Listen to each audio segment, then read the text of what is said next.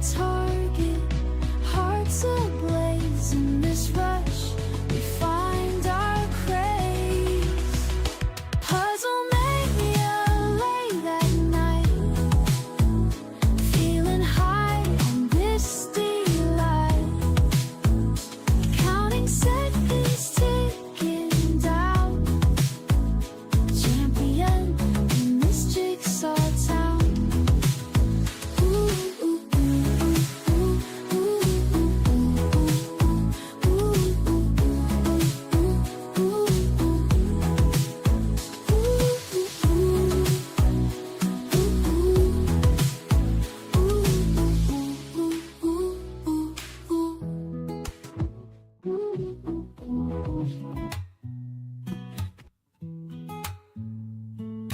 Pieces flying left and right. Time is running out, but it's alright. Patterns form like magic tricks. Fingers dance with quick, sharp flicks.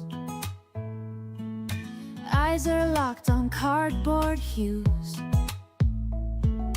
Every move's a racing muse. Corners meet with frantic cheer. Victory's scent is drawing near. Puzzle mania late at night, feeling high on this delight. Counting seconds, ticking down. Champion in this jigsaw town.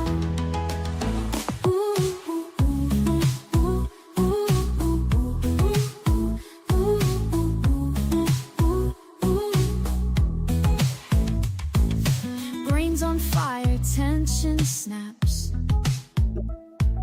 Hands aligned at final clasp. Cheers are up, the crowd's amazed. In the glow of winning race.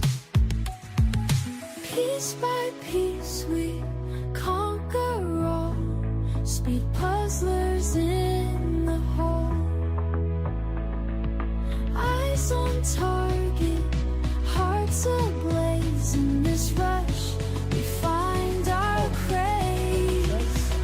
Puzzle mania late at night, feeling high on this delight. Counting seconds, ticking down. Champion in this jigsaw town.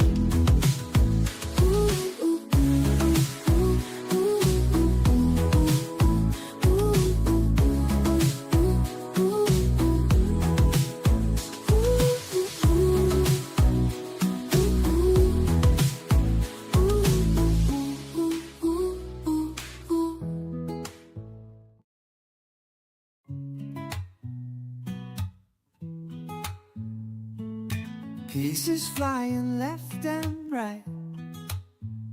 Time is running out, but it's alright. Patterns form like magic tricks. Fingers dance with quick, sharp flicks. Eyes are locked on cardboard hues. Every move's a racing muse. Corners meet with frantic cheer. Victory's scent is drawing near. Puzzle mania late at night, feeling high on this delight. Counting.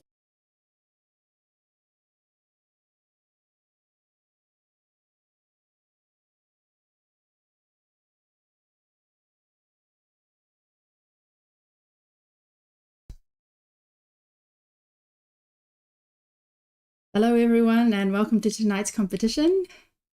Can you just give me a wave if you can hear me? All right, fantastic. Great to have you all with us. And we are live on YouTube as well. So welcome to all our viewers joining us tonight for this competition. This is the first of the 50 Plus Club. So just to clarify, this is not for participants who are 50 plus years of age, although we do have a few in there. It's for those who haven't managed to do 6 or more speed puzzles under 50 minutes on their first attempt. So we're giving another group of puzzlers the opportunity to race against each other and go for the podium and provide a fairer playing field for the next group of puzzlers. So I just want to welcome Jim and Michael, who are also helping me out tonight. Hi there, Michelle. And also, hello, everybody. Good luck. We're all rooting for you. Eric's got a whole got the whole team there rooting for him. Yeah, so we have an interesting theme for today. The theme is expectations. And to be honest, for this competition, we don't really know what to expect because we're used to seeing some familiar names coming into the top 10, and the elite puzzles, you could say, were not eligible for this competition. So really, it's anybody's game. Anybody could, take the top 10, the top 6, the top 3. We're really excited. We don't know what to expect. Yeah, so Jim, tell us about the topic of expectations, pressure, or expectations of oneself or others.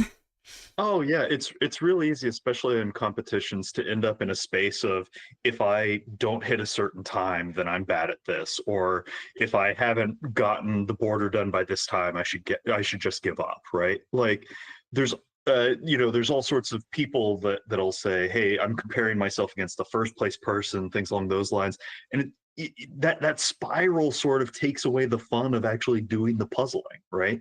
You can't handle how anybody else does a puzzle, and while you're doing it, it's kind of difficult to say how difficult or easy certain things are. So just keep doing your best and focus on going as well as you can, and worry about the rest of the stuff later. In the moment, just focus on doing your puzzling as best you can. I know people gearing up for nationals, they have all sorts of pressure about like trying to hit placement goals and things like that. Puzzling's a weird sport because you can't really affect how other people do on the table. There's a lot of other sports where, you can get in somebody's way, you can, bump them, or, there's interaction there. With puzzling, it's a lot more like track and field. It's you against the environment, right?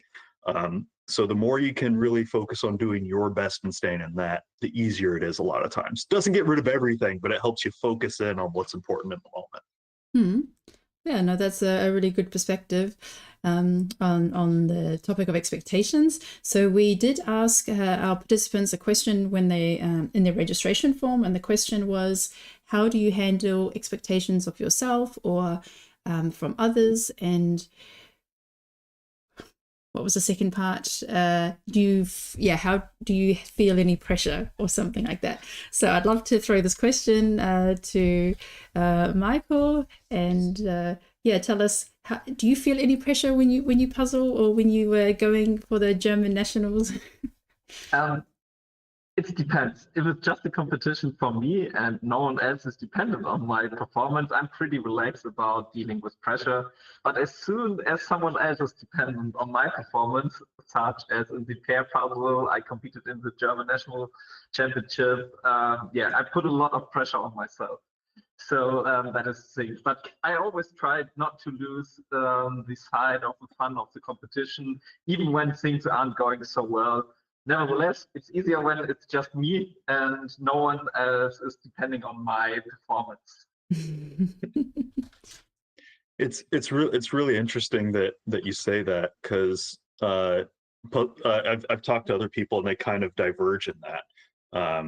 Like Sarah Schuler says she feels way more pressure whenever she's doing a solo run because it's just her, but whenever there's a pair or a team, she has other people to rely on a little bit. She can like lean on them and go, okay, this isn't quite as crazy as I think it is. And everybody treats those things a little differently.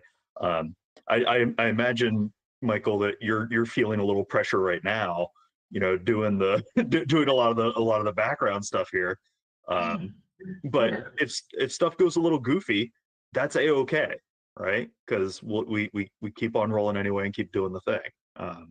Yeah. Yeah. Yeah, Well, it will be fun today in the background, helping you and supporting you that you can do a good job on commentating. Yeah. yeah, that's awesome. Thanks so much, Michael. Yeah, so thinking about the topic of expectations, what it made me think of is that I haven't felt any pressure personally doing a speed puzzling competition because I don't have any ranking.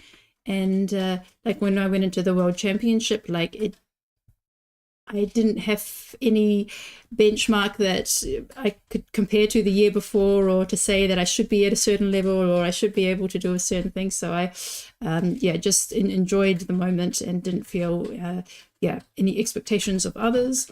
An interesting point that some people told me recently was that at a competition, they were, because you have table rankings, like the best puzzler should be towards the front, and then those who have a ranking who've been to previous competitions fallen behind, and then anybody who's going to a competition for the first time are like kind of towards the back, and that in itself can put pressure on people.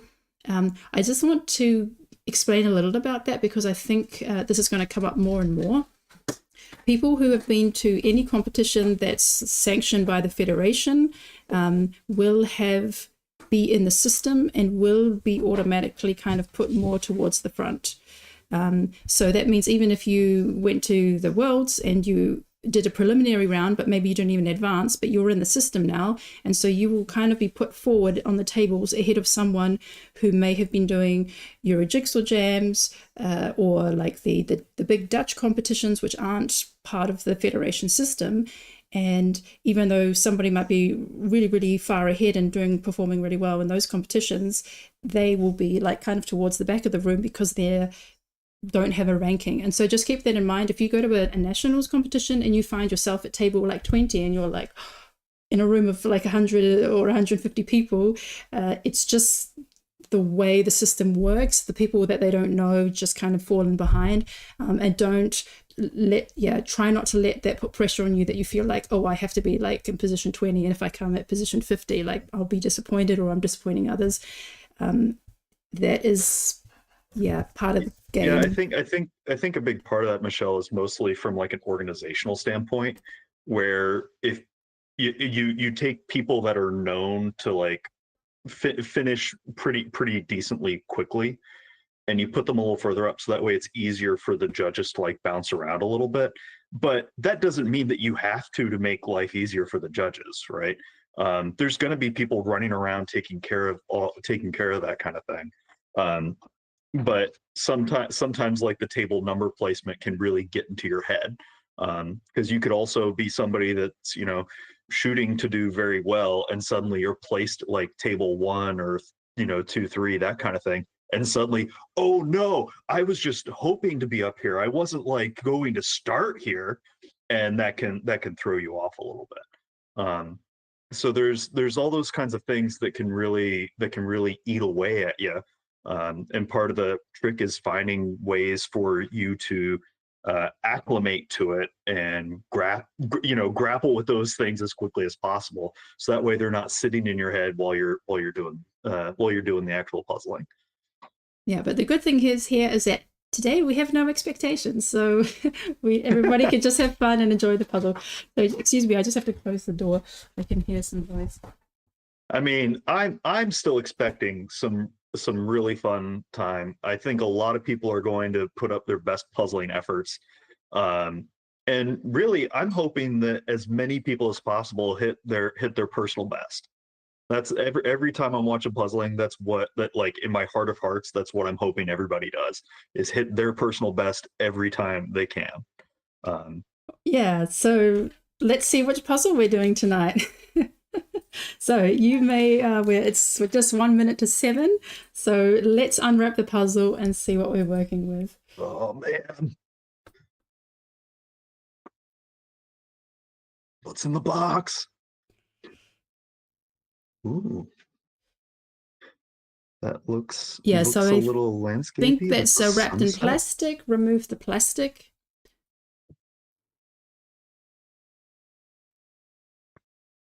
What And is the name of this one, Michelle? this is a pretty. Schmidt puzzle, and it's called it's with Arielle from The Little Mermaid. Oh, lovely. So there is a poster in this, so you can open the lid and pull out the poster already and just put that aside.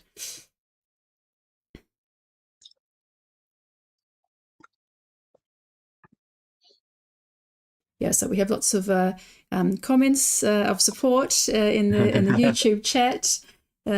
Let's go Anna and Andreas, go Cyprus, and let's go Amber from New Zealand. Yes, we have a participant all the way in New Zealand participating for the first time, and yeah, people watching from all around the world today.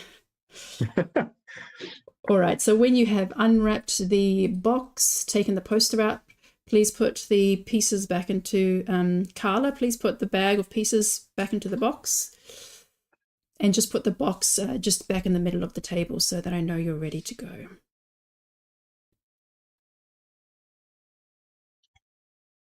Calm before the storm. Okay. Everybody get your hands ready a little bit. Warm up. All right, let's do a countdown.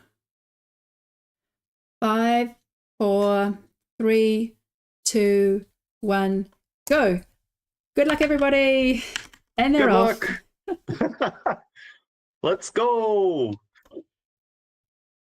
Yeah, so this one is in really a gift exciting box. It's a metal tin box. So some people may have had a clue that it was a bit of a peculiar shaped box and that it was metal. So it's from Thomas Kinkade, or Thomas Kinkade, however you pronounce it, the painter of light. So the image on the box is actually split. So here we have it on the poster. Ah, yeah. If people aren't familiar with those kinds of tins, knowing that the poster's there, that the edges kind of expand out a little bit is kind of important to know. This is a really pretty picture, Michelle, here. There's I know a lot of puzzlers shy away from underwater sort of motifs, but there's a lot of good color distinction in the sky and in the water itself with some items in there that'll be pretty good grabs. I think a lot of puzzlers will start out either in the sky or getting that sun out. Arielle's hair looks lovely. There's a castle over there. King Triton in the background.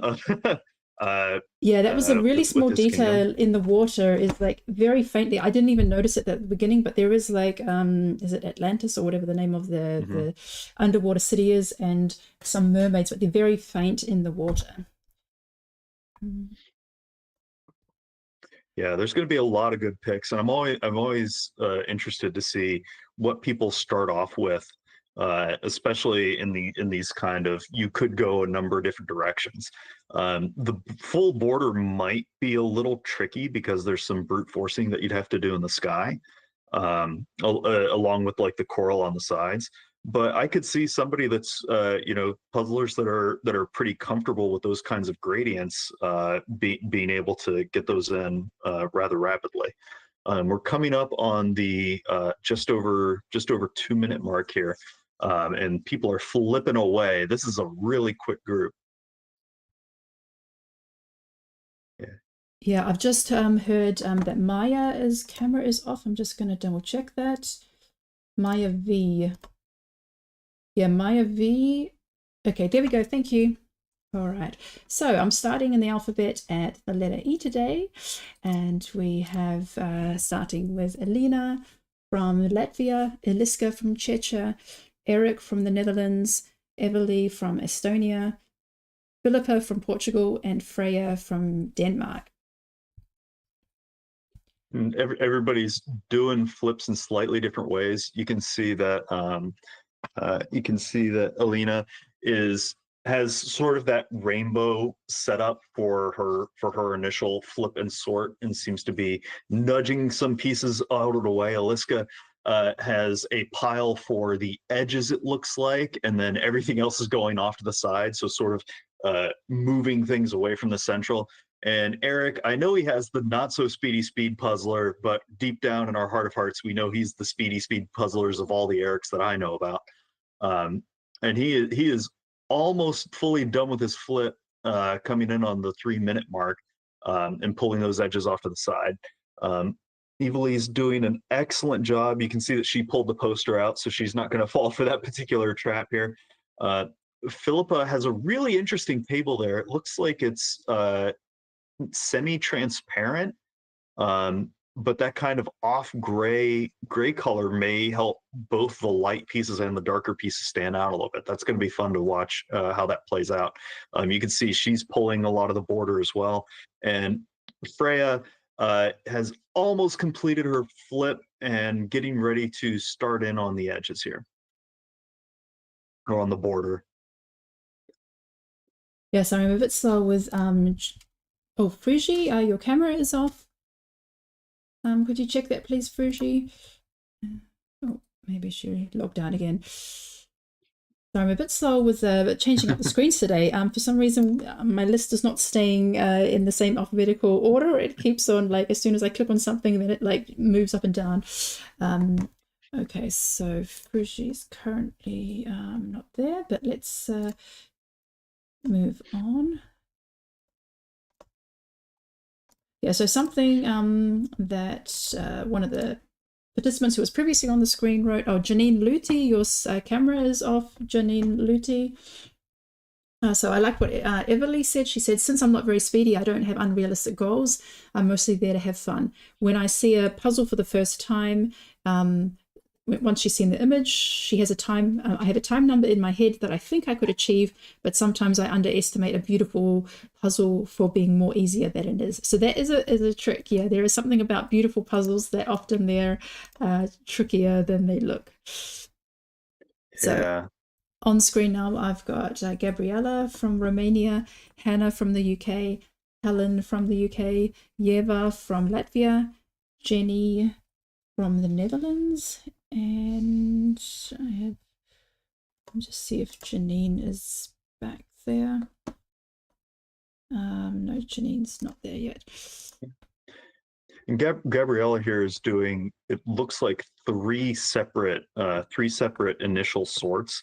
I think it's being broken down into parts of bright sky, maybe border, and then a little bit of the like purple sky that's in there, which is going to be fun. Hannah Gray standing up, almost has all of the edges pulled out and is starting to work in on the sky. Helen flying away. You can see that she's really making progress on that bright sun and moving away from that. There's a lot of different methodologies in puzzling, and I don't think there's a very strict, consistent definitions for things. But a lot of I tend to think of it, me and several others, that whenever you start in one place and then branch out from there, we call it sunbursting because it resembles a sun. But you see that they're starting in on that sky border. Leva, I think that's the name. I apologize for mispronunciations. Doing that top sky border. And it also looks like they've sorted out the rest of the sky, so they might try to brute force into that. And Jenny has that rainbow pattern for where the pieces are going to be, and then is pulling down into that.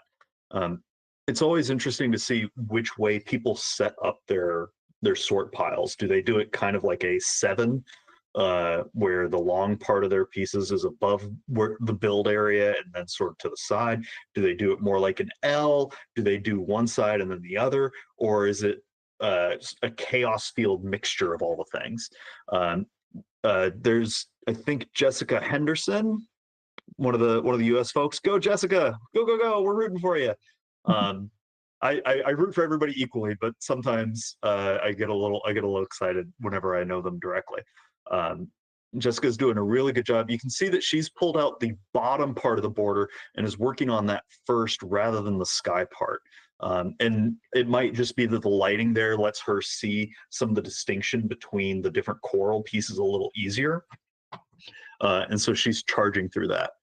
Yeah, I have to say when I poured out the pieces, I did feel a bit intimidated because there is a lot of blue and it does look quite dark. So if you look at, those who've pulled out the sky, basically the rest of the pile has got like blues and blacks. But once you start to go through the blues, there are, there's lots of details of the corals and little sea creatures. You also have these shafts of light that divide up the main section of the water. And you also have some fainter details like the King Neptune, and different fish around. But yeah, it looks really nice to see how people are already starting to build, some on the borders and others going for the sky. So on screen right now, we have Jenny from the Netherlands, Jessica from the USA, Jessica from Germany, Joanna from Switzerland, Joanna from Poland, and Jody from the UK. And shout out to Joanna Kokan. She was the one who organized the Polish competition yesterday, which I participated in, and I had an absolute blast. It was so much fun. And yeah, now she's here in my competition. So that's really fun that we can participate in each other's. You guys are just swapping back and forth a little bit. That's lovely. Jenny's looks like has made a really good dent into the sky there. I think the water section, if puzzlers are able to break that up into like darkest blue with certain textures, or maybe a certain set of fish that are from the image, like those ones on the left-hand side that are really bright yellow, or even doing some of the like sun rays that are in the water. I think if they can break those down into discernible chunks, it'll make their lives easier once they get into that. Because it looks like you could almost break this puzzle up into thirds, where it's like the sky, part of the water, and then the very clear bright green coral at the bottom. Joanna's doing an excellent job, has that top border in, and is building around from that. And Jody as well is off to a solid start here. Yeah, I just want to mention what Jessica Henderson said in reply to the question. How does she handle like expectations? So she says positive self-talk. Most people are thinking about themselves, so I worry about cheerleading myself and my teammates. Sometimes you just have bad days. It's okay to suck as long as you are having fun or learning something. Totally right. Yeah, a lot of it's easy to get into that spiral of every time has to be your best time no matter what. That kind of force.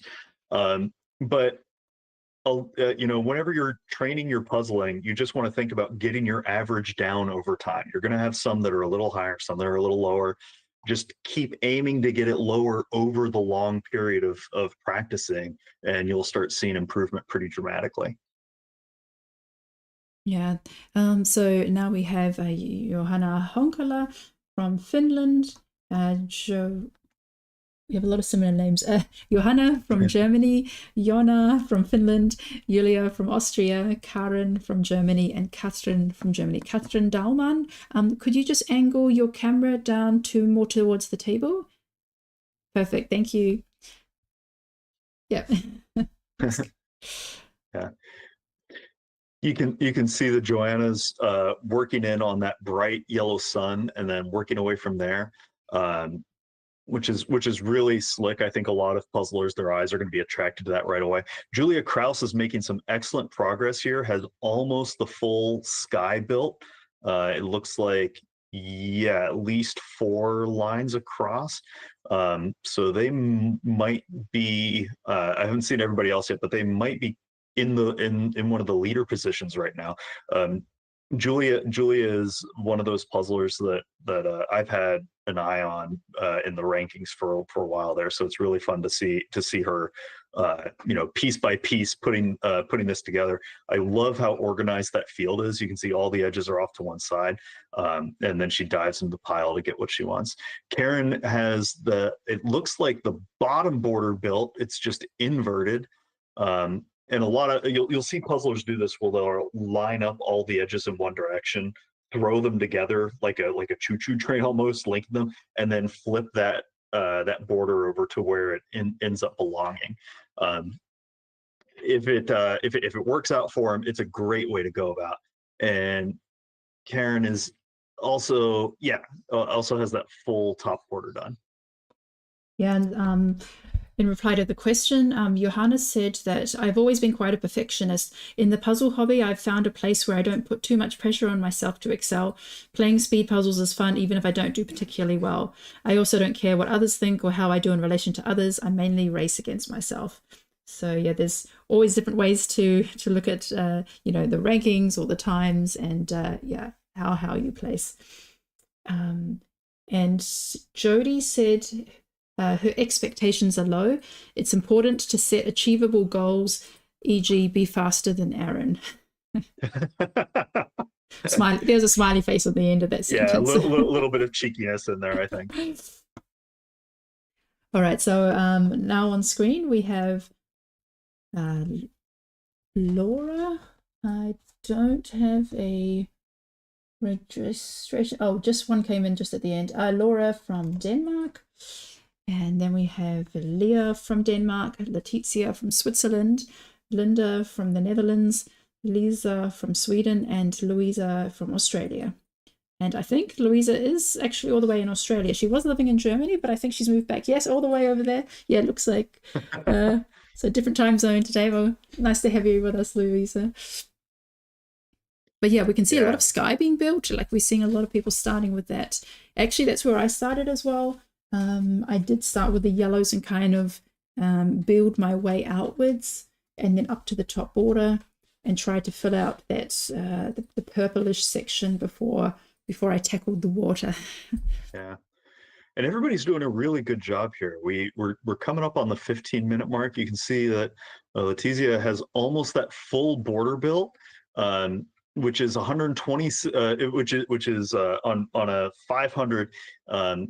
86 pieces in total, so they're almost a fifth of the way done. And so if you're playing the game at home, if you want to try to get a puzzle done in about 50 minutes, you're looking at roughly 10 pieces per minute with a couple of extra spurts here and there. So they're off to a really good clip right away here. Lisa has almost that full sky belt, those bright yellows, and then using that gradient into the darker purple skies, really slick. And Louisa has that top border built, some of the bottom border. I really like how she grouped things about where they're going to go and then left space to make adjustments and fix it. One thing you'll see a lot of times with puzzlers is that they'll get too many pieces kind of cramped in the same space that either aren't placed exactly right or a little off, and then they have to fight the pile. They have to go against the grain in order to untangle it. So having those close to where they're going to go and then teasing it out quickly is going to be really good for them.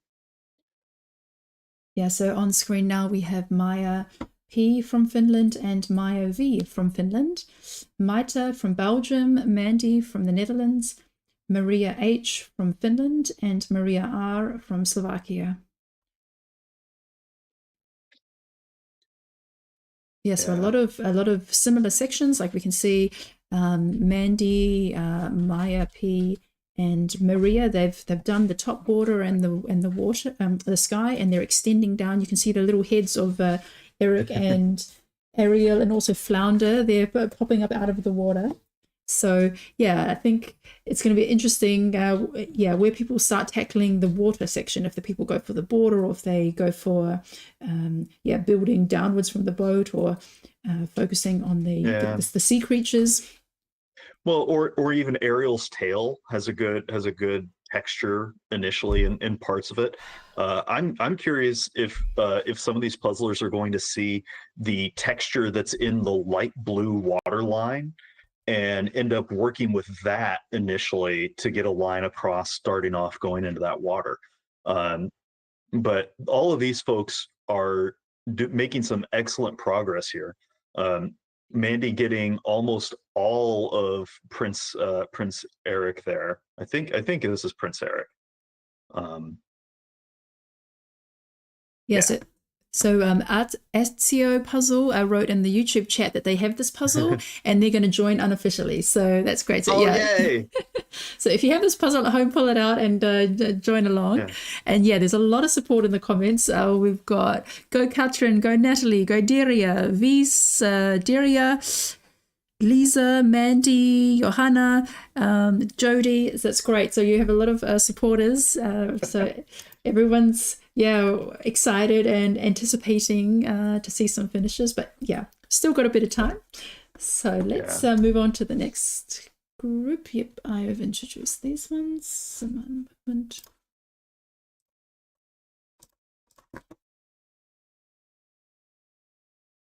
Yeah, and as we're coming up on like the 1830 mark, I really want to remind people about what Jessica Henderson was saying about the positive self-talk. It's really important that you keep convincing yourself, like, hey, I can do this. Because at a certain point, everybody feels the slog in a puzzle of, okay, it's just got to keep going. If you start bad talking yourself in the middle of that and start saying, I'm going too slow, you start focusing on the fact that you're slow rather than focusing on solutions. And so it sounds silly, but the more positive you are to yourself while you're puzzling, the faster you go more often than not. Yeah, so on screen right now we have Mara-Lise from Estonia, Marcus from Estonia, Marilyn from Estonia. Okay, so people in Estonia have names starting with M. Well, great to have you with us. QED. Mara-Lise, Marcus, and Marilyn.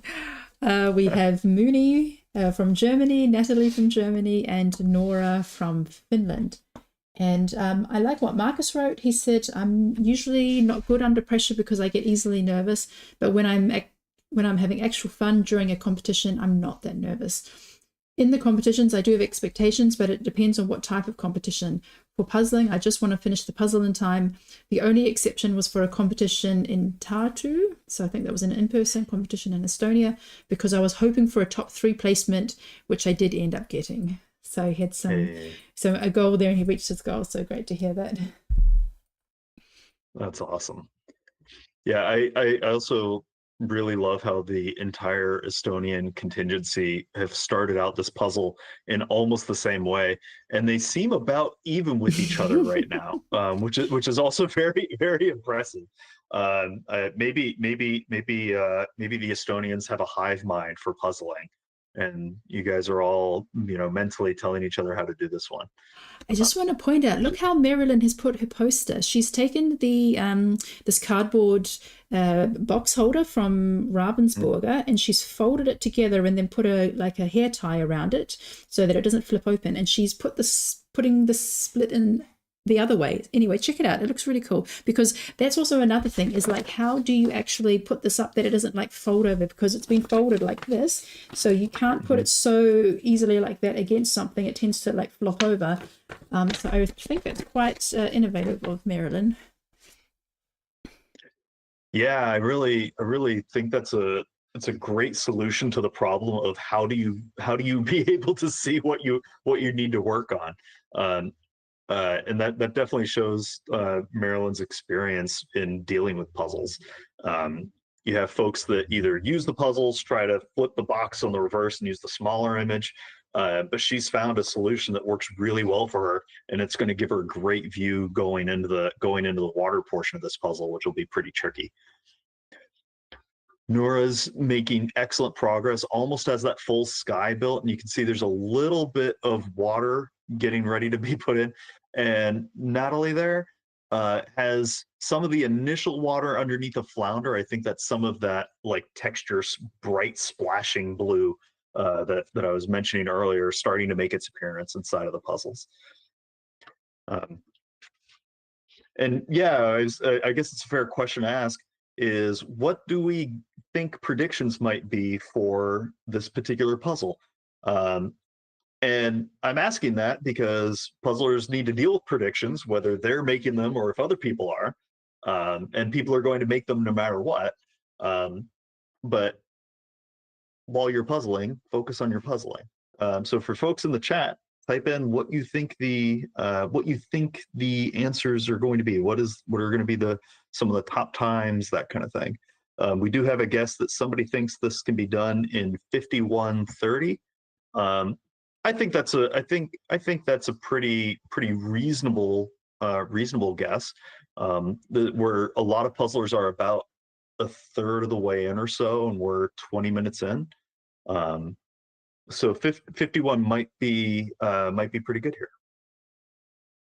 So on the top left, we have Rachel from Denmark, then Ricarda from Germany, Richard from Belgium, Rika from Finland, Sabina from Czech, and Sabrina from Switzerland. And I just want to give a shout out to Richard James Fletcher, who I met in Belgium. That was really nice. He was at the 10-hour puzzle marathon in a different team, and we had the opportunity to chat in the breaks. And he is a multilingual person. He can speak multiple languages, and he works as an interpreter. So if you see him at a competition, just speak any language to him, and he might respond. I'm gonna see if I can look up some like Tolkien Elvish and try to. I'm sure he knows it. That's the thing. People that are multilingual are on another level of brilliance. Yeah, so he said you can see that with Richard's puzzling here. He's already got that full border and that sun going. And I don't think he's listening to us because he seems to be singing along with the radio. I can see his lips moving. Yeah, Richard said in answer to the question, I assume I will probably not finish, so I am pleased when I do finish or get close to finishing.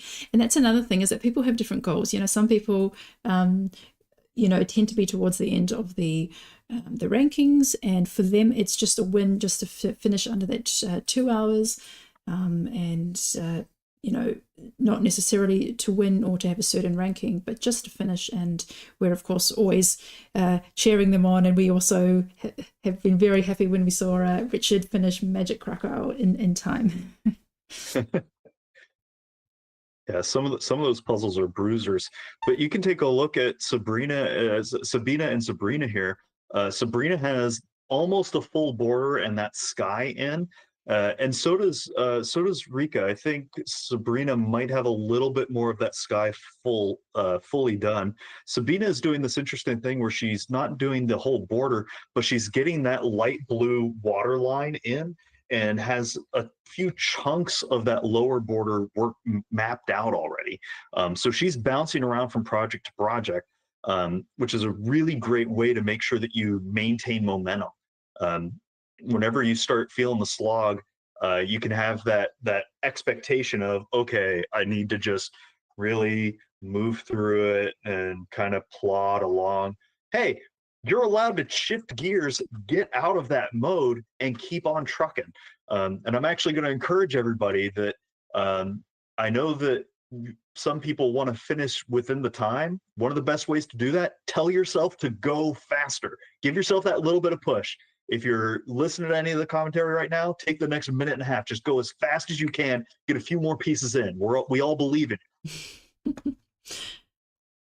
Yeah, everybody's doing a great job. So everyone's got their little projects that they're working on. For some it's the border, some it's the sky. Others are starting the water section. So that's exciting to see. So we have Sanna from Finland. The next person says Sarah Christensen, but that's actually her daughter Selma. Then we have Stephanie K, and I think Stephanie K is the furthest ahead of what we've seen. So doing a great job, Stephanie. Stephanie K from Germany. Then we have Steffi H from Germany, Stransky from Germany, and Tammy from USA.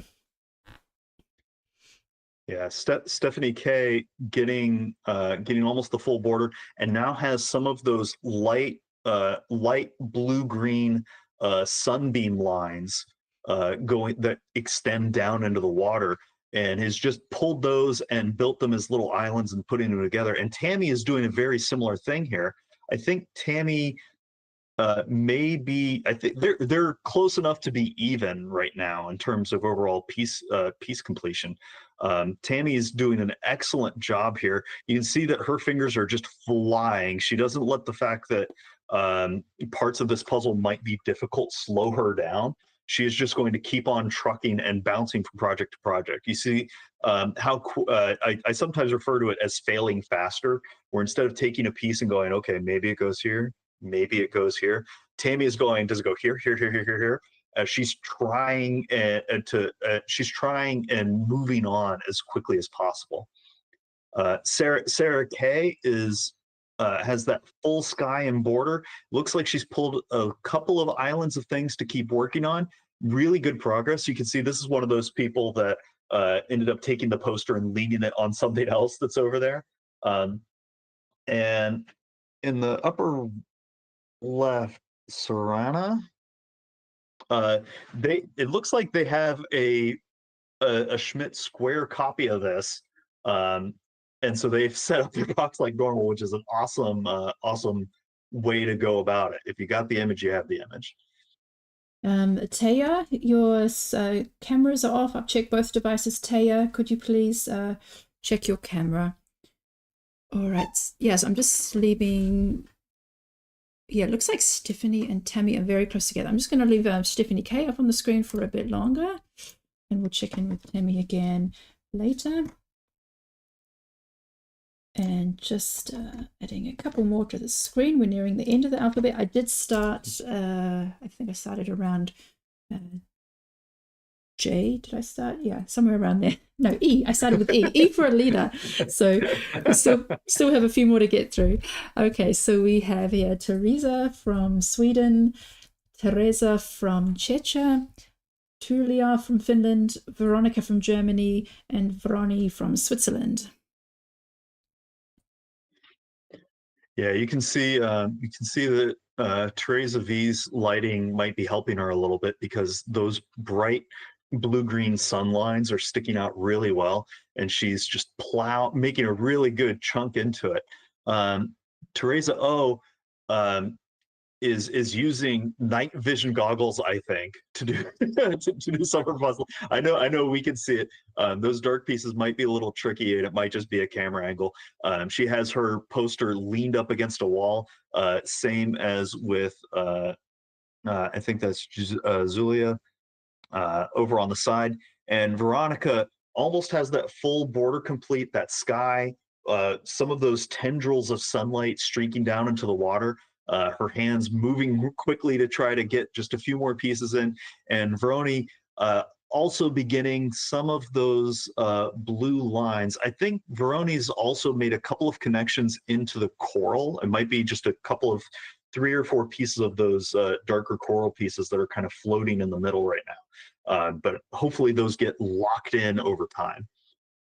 Yeah, taking a quick look at Stephanie's board, you can see how she's using her fingers to very quickly flip things around, check if they're going to be in the right spot, and then move into the next thing. As we come up on the 31-minute mark in this category of our EJJ, this is really exciting.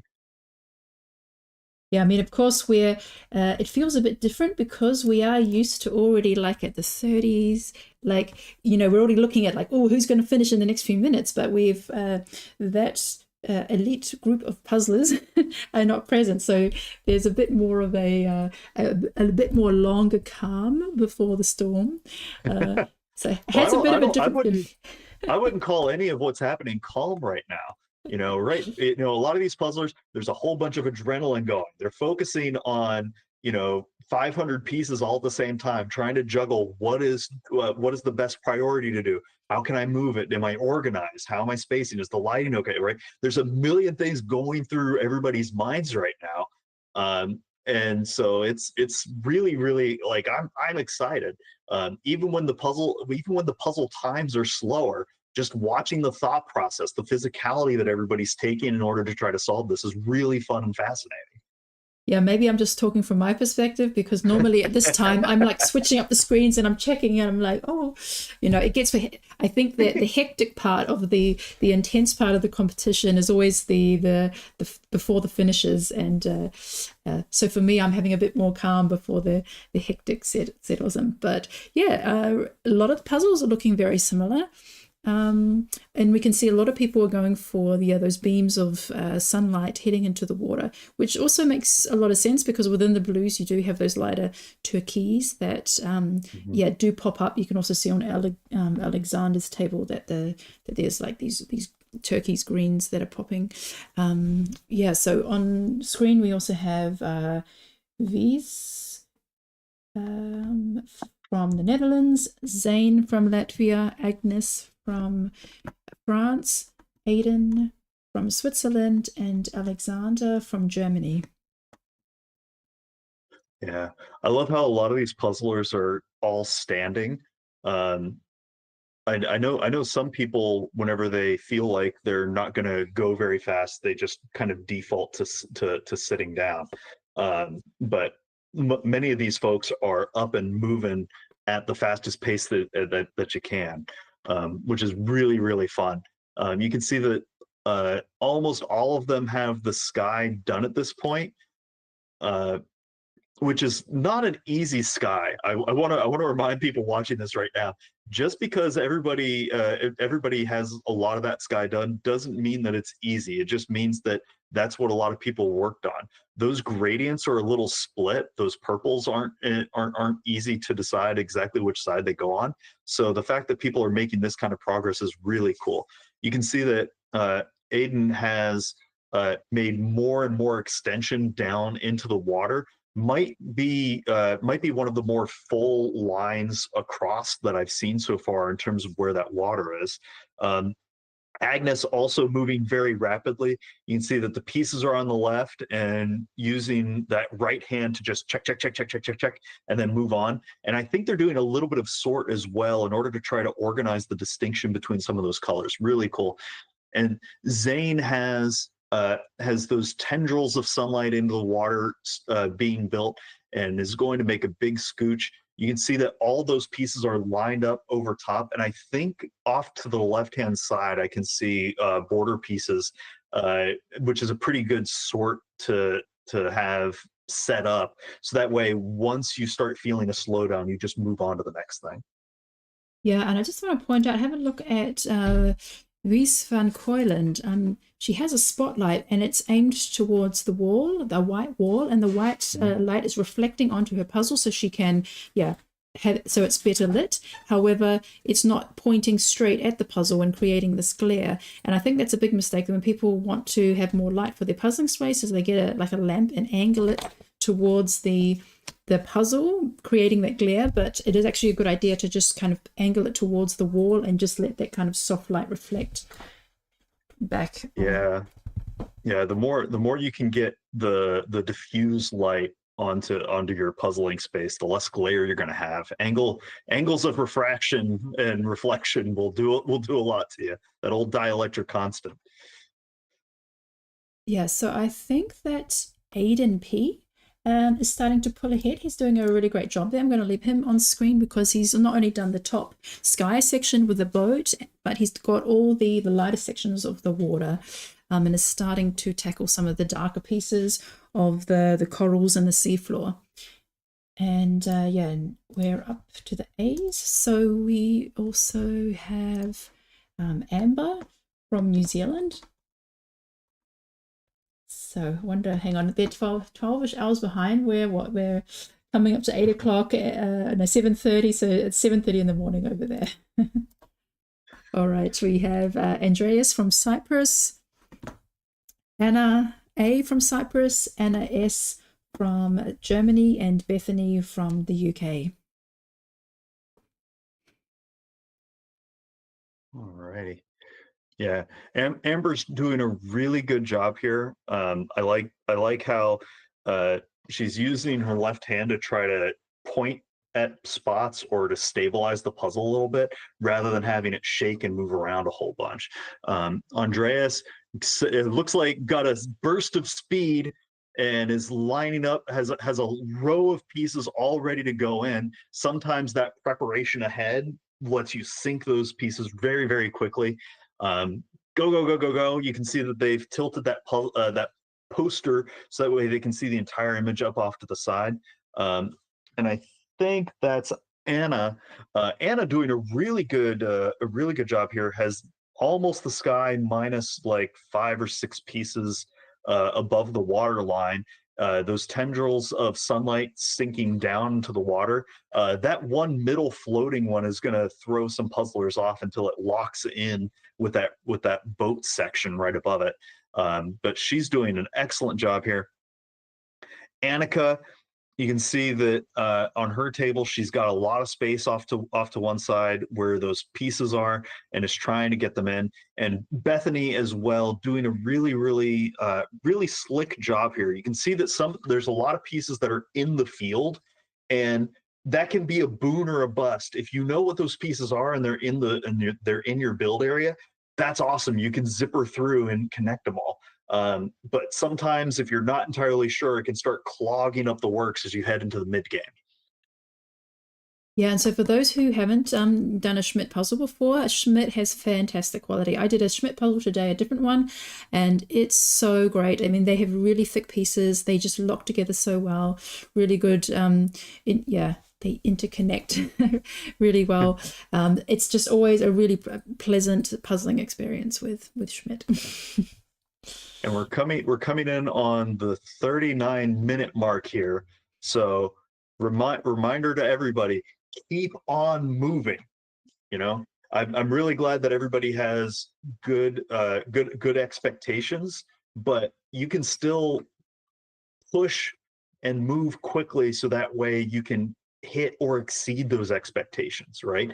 Don't set yourself up for feeling like, well, I might hit it. You can go, you can do it. You believe in yourself. I hope everybody believes in themselves half as much as I do, because I think that y'all can get this one done. You can do it. Just keep on moving. Yeah, so now we have Birgit from Germany, Cameron from Canada, Emile from France, Carla from Germany, and Catherine from Luxembourg on screen. All right. I think Burgie is doing a really excellent job so far, coming in on the 40-minute mark. We can see that she's getting more of that turquoise, light blue. Oh, and a quick wave. So we know that we're bothering her. I'm going to continue to annoy you because this is fun. No, you're doing a really excellent job. You can see she made a quick adjustment to her pile so she can reach them a little easier. And she also has several pieces sorted out on that sorting tray over on the right-hand side. So hopefully that'll come into play and she'll be able to zipper through several pieces.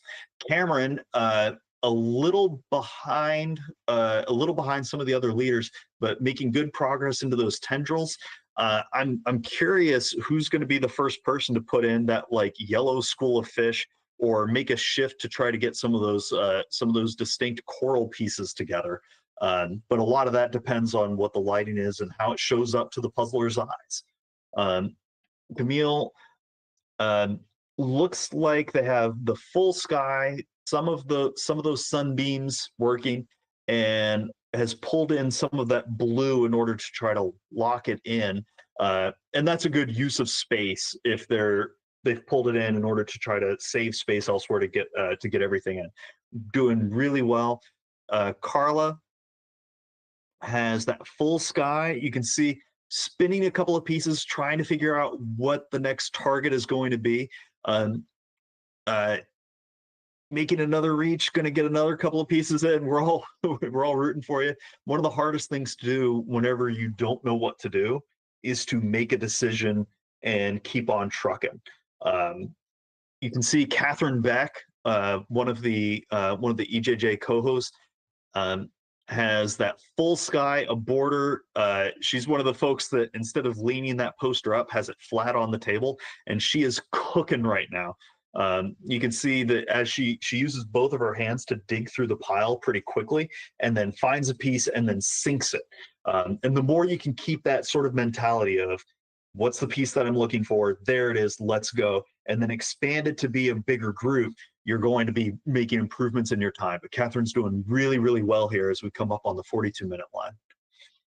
Yeah, I love puzzling with Catherine. I've been in a team with her twice now for these 10-hour marathons, and she's such a great teammate.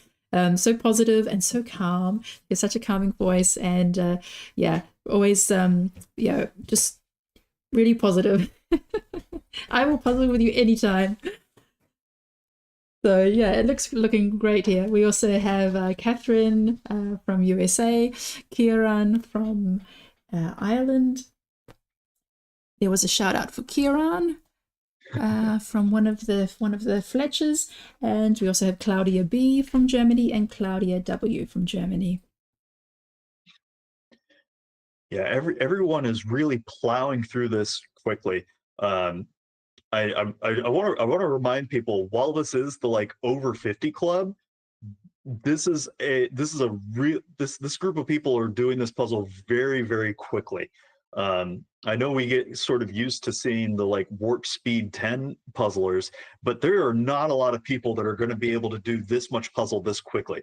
Like, look at Catherine's board here. Not only does she have those sunbeams in, but they're filled out and they're locked in all at once. Karen's doing an excellent job. You can see that he's got those sunbeams in. I think his T-shirt says the dining room table is a puzzle, is the puzzle place, and that's lovely. Claudia has pulled in those turquoise beams and is going to start working on those. And it looks like Claudia W is making a good chunk. Yeah. Kieran's T-shirt says the dining table is mine, and there's a pictures of puzzles on there. Ah, there it is. Okay, yeah, yeah. Sometimes you have to stake out your territory if you're gonna have a competition or a hobby that takes up some space. You just pick the spot and go. You can see that he's got a cover on the table that'll help him really get those pieces in. Yeah, so somebody asks, is that Catherine from who lives in Germany? Yeah, Catherine Lunevsky is an American living in Germany, and she's been around. She's been to the German Nationals. She was in Trier, and she was also at the World Championships too. Yeah, no, everyone's doing great. Yeah, Catherine's doing a great job. And Catherine is also known as Cat, and she has a cat. I can't see her cat in the picture at the moment, but probably down by her feet somewhere. Probably climbing on the table a bit later on.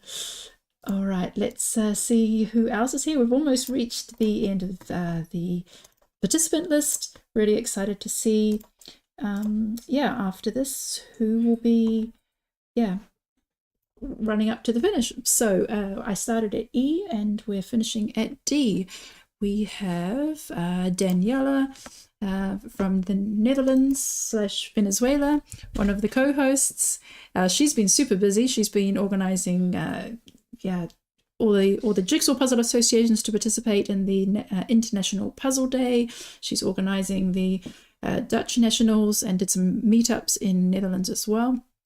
So yeah, one of the most active people in the Dutch community, and just loves bringing people together to puzzle. We also have Daniela from, I think it's another Daniela from the Netherlands. Yes, Daniela J from the Netherlands, and Daria from Denmark. There's a lot of support for Daria in the comments, so got your support crew there, and yeah, lots of positive comments coming through. Yeah. Well, Daria certainly deserves a lot of that support, because look at how well she's doing. She's got that full border.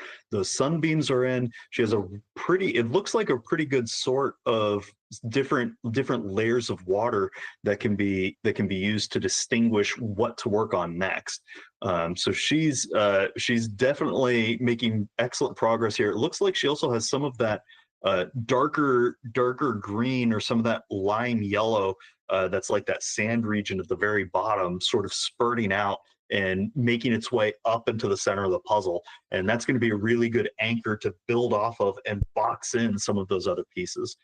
Daniela J has that full sky as well, and she is trucking. You can see that she's using both hands pretty well here.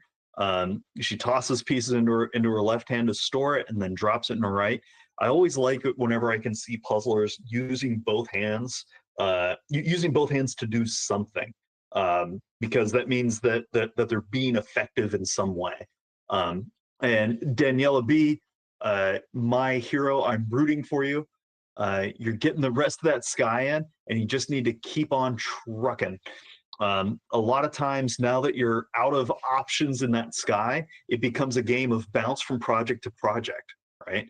Because you really want to be able to still be making progress even whenever you're feeling that slog. So keep that self-talk up, stay positive that whole time. It looks like It looks like Daniela is working a little bit on that lower coral region in the bottom left, and is bouncing to get a couple of other little islands built out. Yeah, so those are all the participants tonight. So let's check in on who's over halfway of the puzzle. I have Veronica, Tammy, and Stephanie K on the screen, and I'm also going to hear that Helen is doing really well, and Aiden and Elena.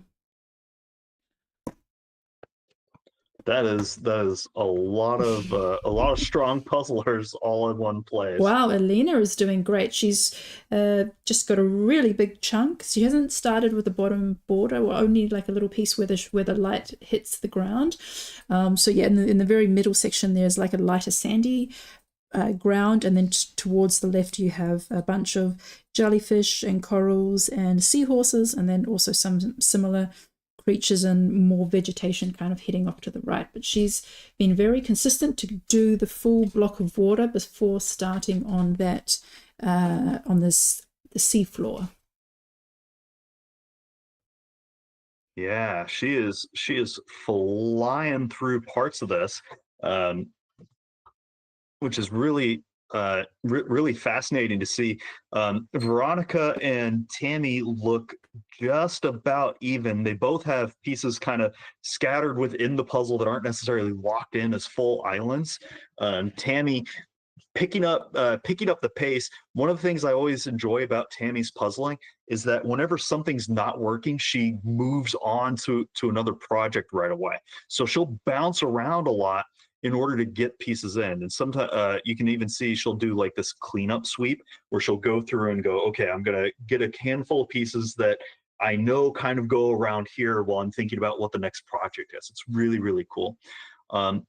Aiden has done most of that ground area. I think he made a pretty good call that if that water region isn't going in quickly, to shift to somewhere else for a little while. And he's made a really good chunk of progress on that. He probably has that lower third totally mapped out. And I think he's going to have an advantage coming into the close here, in that both the bottom and the top areas of what he's working on are boxed in. So not only is he going to be able to use the colors and the backgrounds and what the image on each piece is, but he's also going to be able to use the shape of each piece really efficiently, because things are boxed in enough that he's going to have 2, sometimes 3 bits of information in order to get that piece in. Yeah. Helen's also doing really well here, has almost that full water, has almost all of that blue water in, and extending into that coral region, maybe about 100 pieces out. So maybe about 150, 200 pieces out at this point. Really well. Okay. Yeah, Elena also has that central island ready to go from the bottom, and has parts of the lower borders sort of lined up but not necessarily locked in. So whenever she turns the corner and decides, okay, this is the thing that I'm going to work on, she'll be able to brute force that border and get it in.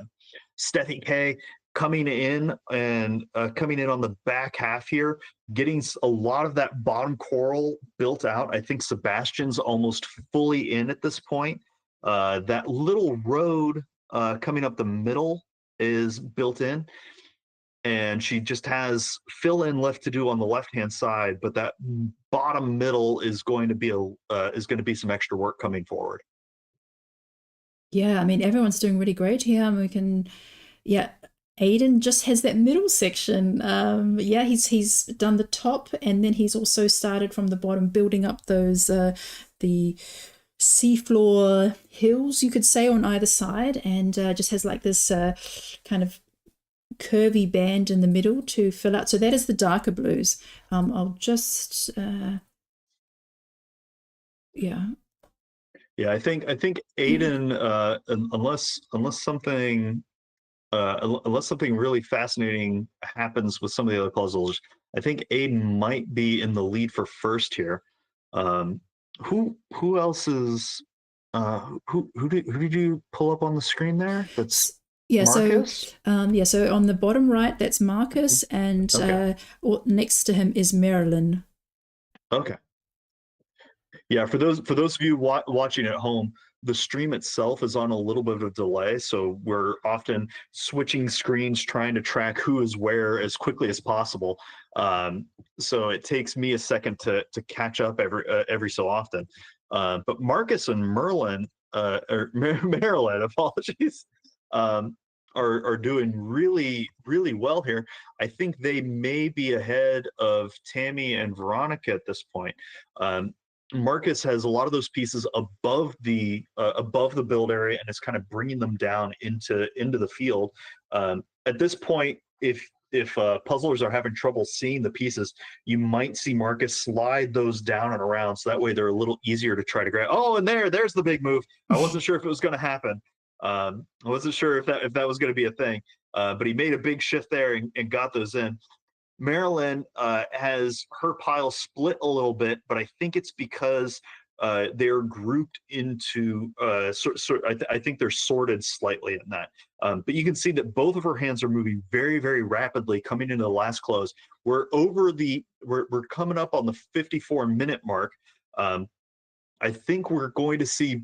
I think some of these folks can finish this in under an hour. You just got to keep your hands moving as quickly as possible. I know that water and just straight gradient and kind of busy work at the bottom might not be everybody's cup of puzzle tea in terms of what they're great at, but this is an excellent puzzle to show a bunch of different skills.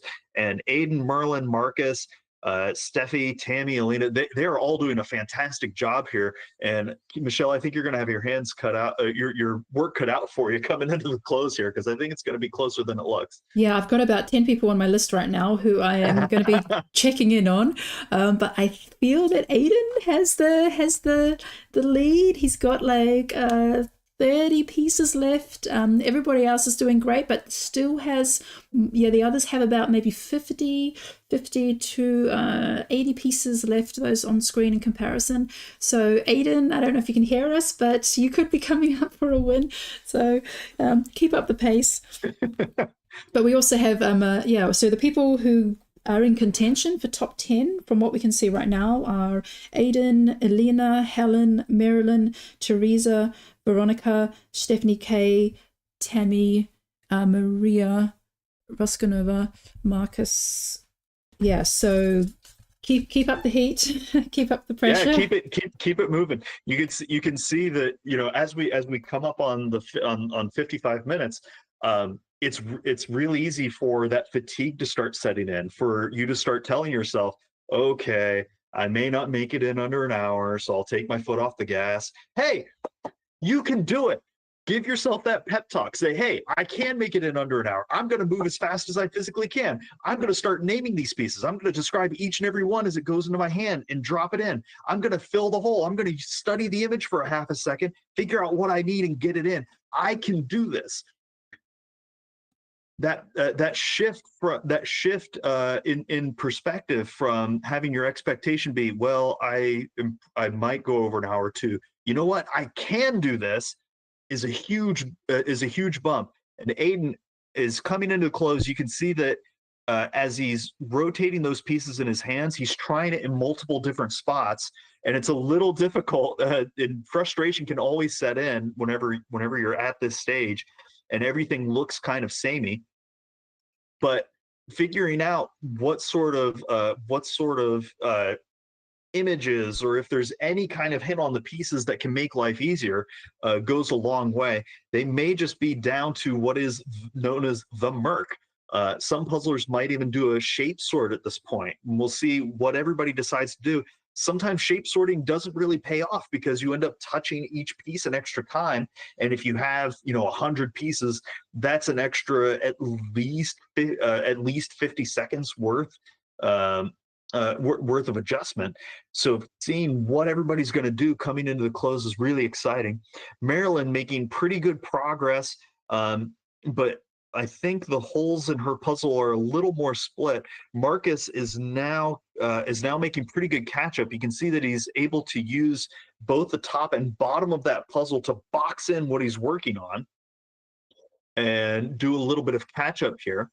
Tammy is making great progress and is catching up really well to the field. I don't think she's going to be able to I doubt she'll be able to catch Aiden, but some of these other puzzlers may need to put a rear view mirror up for Tammy as she starts flying through the darker portions of that puzzle. You can see that she's pulled the poster closer to herself so that way she can easily see what's on the pieces. But Aiden is coming into the final little bit of close. You can see that he's using his hand kind of like a puzzle board, setting a piece on it and then transferring it out, so that way he's going to be able to sink those last ones in. Just got to keep pushing a little bit more. We want you to get it in under an hour. You might be able to get it in under 59 minutes. We're all rooting for you. Get those last 3 pieces in. Rotate it, bro. Go, go, go, go. You can do it. Get those last 2 in. Just one more. Well, I believe you can do it. Hit the done button. Reach the gold. Congratulations, Aiden. Congratulations, Aiden. 58 minutes and 30 seconds. Well done. We have the first winner of the 50 Plus Club. Wow. That was Aiden from Switzerland. Absolutely phenomenal job, Aiden. Congratulations. All right, let's get back to who else it could be. Who could be in for second? And well, this is the really cool thing about the puzzling field right now, is that everybody is getting better all of the time, and so we're starting to see finishes getting closer and closer to each other in time. Just a few weeks ago, in one of the U.S. online puzzle competitions, there were 7 or 8 finishers all within a minute of each other. We're seeing things where it's getting tighter at the top and also tighter in the middle, because everybody is doing such a good job and really pushing themselves to do the best that they can all the time. You can see Julia Kraus making excellent progress here. She's caught up to the field really, really quickly, and she's going to be able to plow through that lower part of the puzzle where there's a lot of coral. I think Julia has pretty good texture, has a pretty good eye for texture, so she's going to be able to finish out that coral and then move into the rest of the water line. Marcus has been struggling a little bit on some of that dark blue area. He may be losing steam here and fatigue kicking in a little bit. Marilyn still kind of going piece by piece. I think that slowdown is starting to hit some of our puzzlers here. Really got to find that second wind and push through in order to get to the next stage of this. Alina has almost that entire blue water done and is now going into the murk of the coral. You can see that she has that lower left hand corner built out and that lower island of sand as well. Sometimes whenever the pieces are that far out, it's hard to tell how much of the puzzle do you have done, and you kind of psych yourself out and you get that expectation of, oh no, I have so much more to do. Alina, you're so close. Keep on pushing. Tammy's doing an excellent job. You can see that she's trying to get the rest of those blues in, switching from project to project. Stephanie K, I think slightly ahead of Tammy at this point. It's going to be a game of who can keep the gas on and really push through the rest of this murk. We cross over the hour mark. Everybody's doing an excellent job here. I think Julia is moving into the fray, and Eric, the not so speedy speed puzzler, is speeding through the rest of that water. I love watching his hands, where I'm going to give you a virtual high five, even though you can't give one back at the moment, because you are trucking through this. You can see both of his hands going left, right, trying to figure out where the next one's going to go. It looks like he's using his left hand to rotate it in, and he's separated what those blue water line pieces are from the rest of the coral. So bouncing between different projects is going to be really good for him.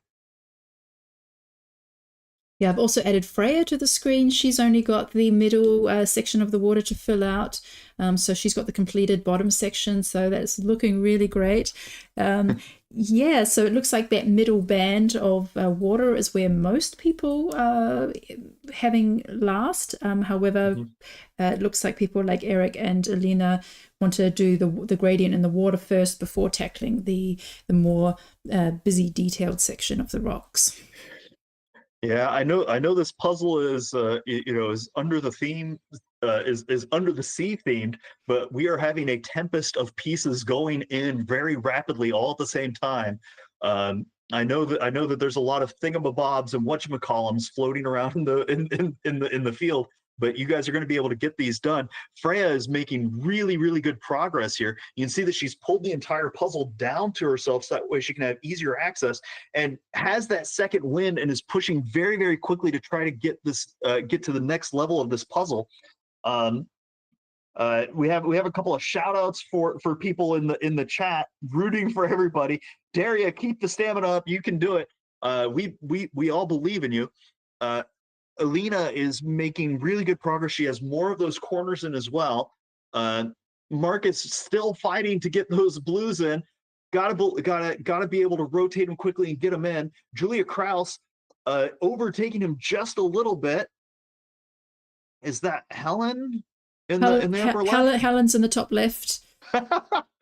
Yeah, I have different people on my screen that I'm trying to track, and Wes is coming into the hunt as well for the top 10. You can see bouncing from piece to piece, has a lot more holes overall in their puzzle setup, but because of that, they might be able to very quickly use the shape of the hole to get those in. I think Julia might be moving into the second place position here. Helen doing excellent, has some of those pieces kind of spaced out around, trying to hunt down where they're going to go.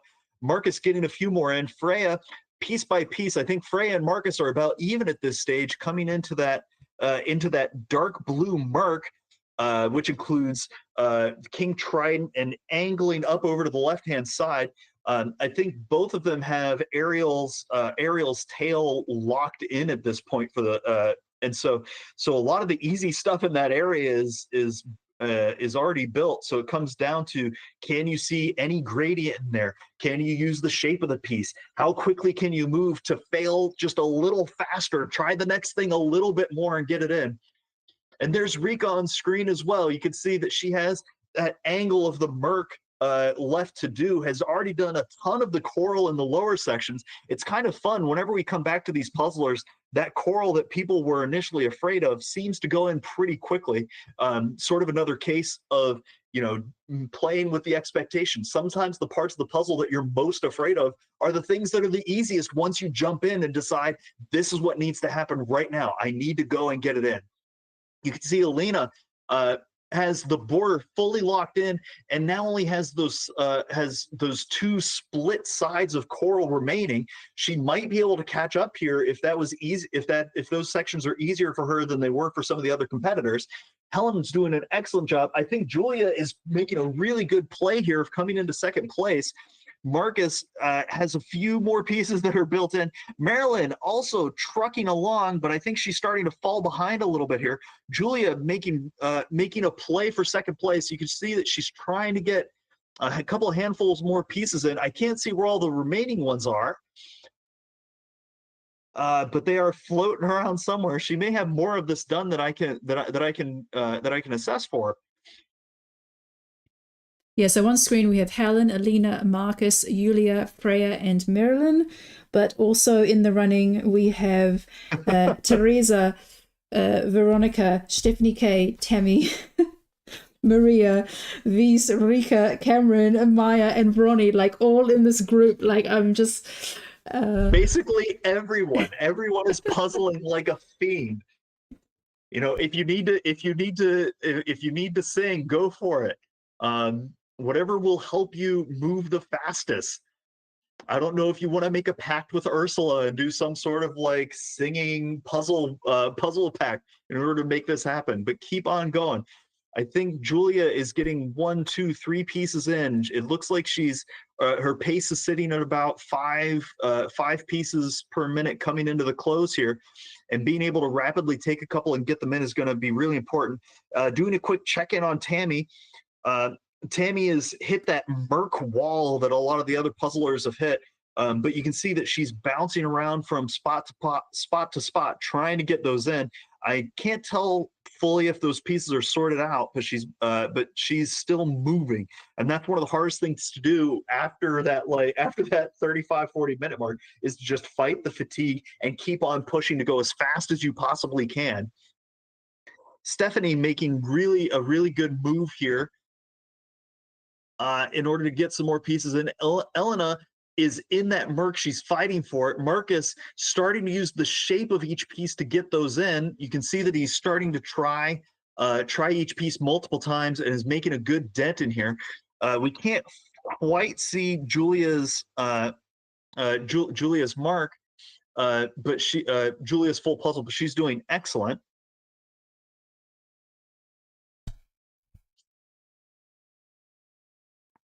And Freya only has some of that Merc left. I think Freya and Marcus is pulling ahead of Freya just a little bit. It's going to be a game of who wants it more.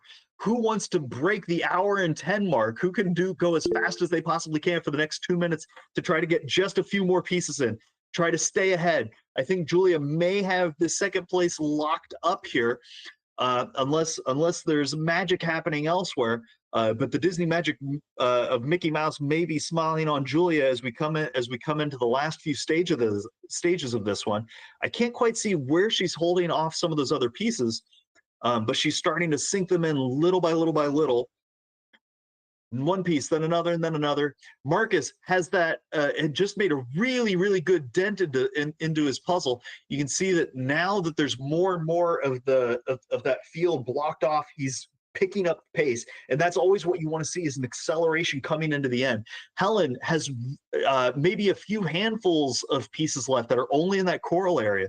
The lighting looks excellent. I think she's going to be able to make a move here and try to get some more of those groups in. And finish really, really strong. Who wants to get this done in under an hour 10? Who's going to be the next finisher in here? Really exciting to see. Fight that expectation. And well done. Julia takes out second place. Wow, congratulations, with just 1 hour and 9 minutes. Congratulations, second Julia. place. Awesome. Very well done. And I've just added Leticia to the screen. She's doing really great. She's just got the middle section of the blue to continue. It's really heating up here. Leticia and Freya coming into the end, and Marcus as well. Who's going to be able to get this in? I think Marcus might have the edge because his zones are more spaced out. You can really, really use the shape of the piece to get those last ones in. Freya has a little bit more of a gap, but I think piece count wise, it's pretty even. Elena sort of bouncing back and forth from side to side. I'm not sure she'll be able to catch up, but Helen has made really great progress in that coral area. It looks like maybe about 15, 20 pieces remaining total. Marcus zooming into the next spot. You can see that any piece that he picks up, he is putting it where it needs to go. He might try it a couple of different times, but there is not an extra touch going on here. He is only going to get those pieces in as he comes into the finish line here.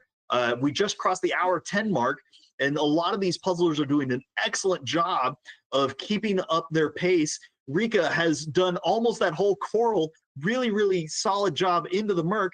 Letizia trying to catch up to where Marcus is. I don't think she's going to be able to pull it off. Freya making excellent progress. She's maybe about 45 seconds to a minute behind where Marcus is. Marcus only has about 10 pieces remaining. Is he going to be able to pull this off? Helen getting that lower right-hand side of the coral. I think she's zippered across and needs to just keep up that pace a little bit more. You can see that fatigue setting in. She's not getting that speed boost that Marcus has right now. He can smell that the end of this one is near. If you can see a little bit of shake in the hand as he tries to wiggle those pieces in little by little. We all want you to be able to get this one done. We think you can. You know you can. You just got to keep on moving. Helena coming into close for herself. She only has maybe about 15 pieces remaining. I think Ellen and Helena are about even here. Marcus coming in on the last 4 pieces. 3, 2, 1, and he's done. Let's go! Yeah, congrats to Marcus, third place. Congratulations, Marcus. Very, very well done. That was amazing. Now Helena and Elena coming into the next stages of where they're at. And Freya as well. It's a little difficult to tell how many pieces Helena has left, but I think Freya is down to the last couple. And Helena finishes. Congratulations, Helena. Congratulations. Now it's Elena coming into the next stages. Elena and Freya. I think Elena crashes it. Yes, congratulations, Elena. Gets that last little bit in. And this is where everybody going that extra little bit, getting that extra little edge every so often is what really allows you to save the time. Okay, Frigi. So Frigi's camera was off the whole time, but she wants to show us her puzzle. Can you show us your puzzle, Frigi? She said she was done at 1 hour and 8 minutes. Okay, there we go. All right, we got you there. Congratulations, Frigi. Okay, I have to check that out later. Things are keeping moving. I gotta stay on. But congrats, Frigi, for finishing. And yes, so Go Freya. we had Aiden, Yulia, Marcus, Frigi, Helen, Elena. So we have 6 done. Who wants to be in the top 10? You just got to keep on moving. I think Maya has maybe about 15 or 20 pieces left. Letizia, only a couple of handfuls remaining. Freya clinches the next slot. Congratulations, Freya.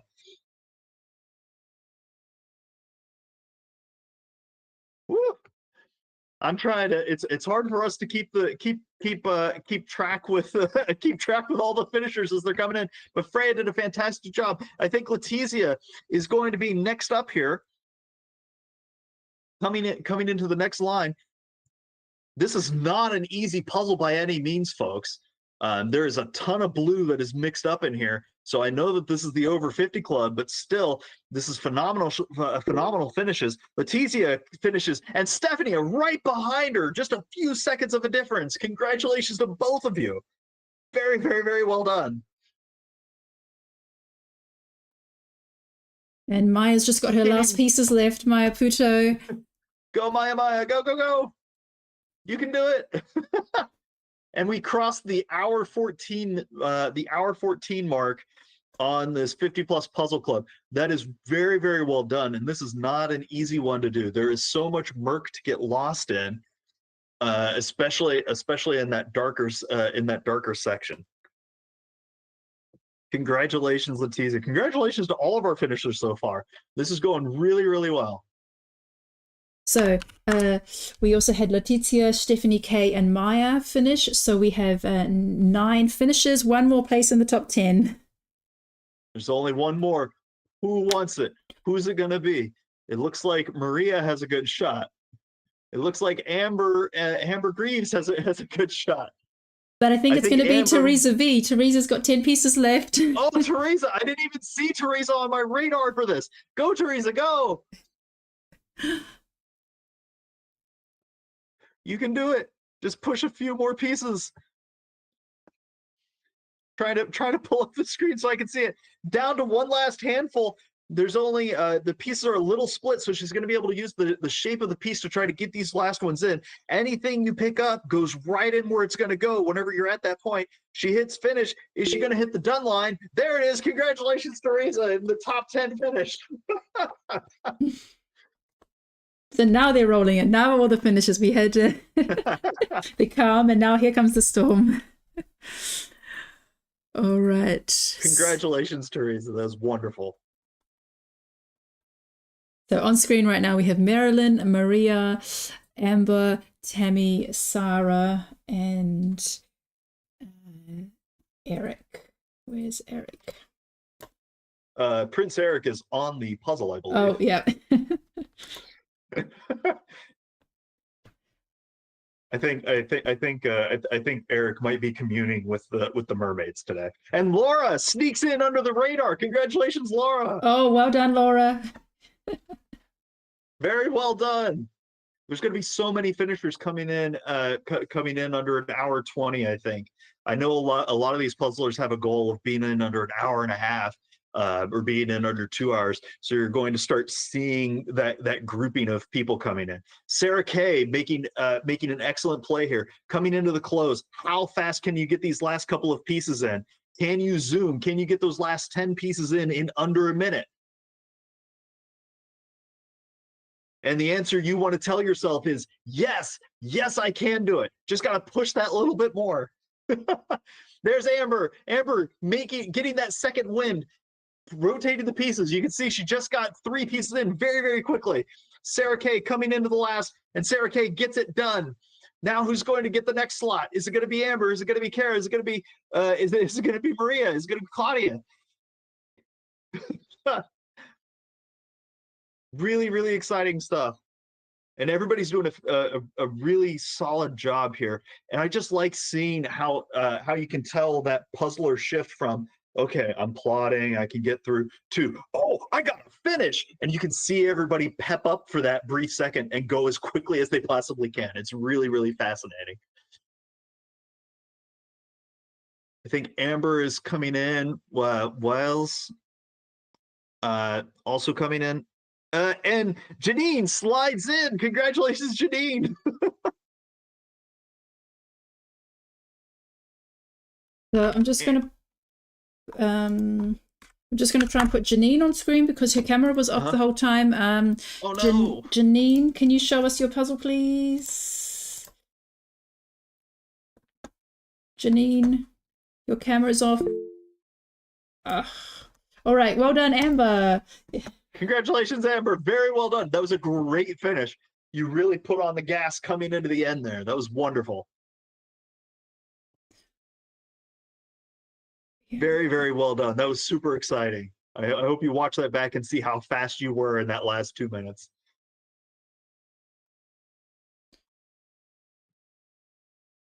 So, yeah, Weiss has just got her last few pieces, 10 pieces left. Please go. I've also got Marilise and Anna on the screen.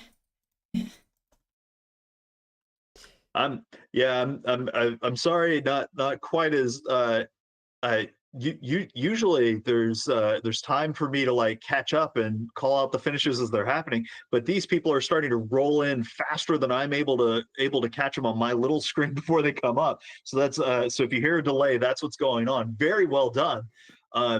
I think we're going to have several puzzlers be able to finish this in under an hour 25. Is anybody else gonna break the hour 20 mark? I think Maria did.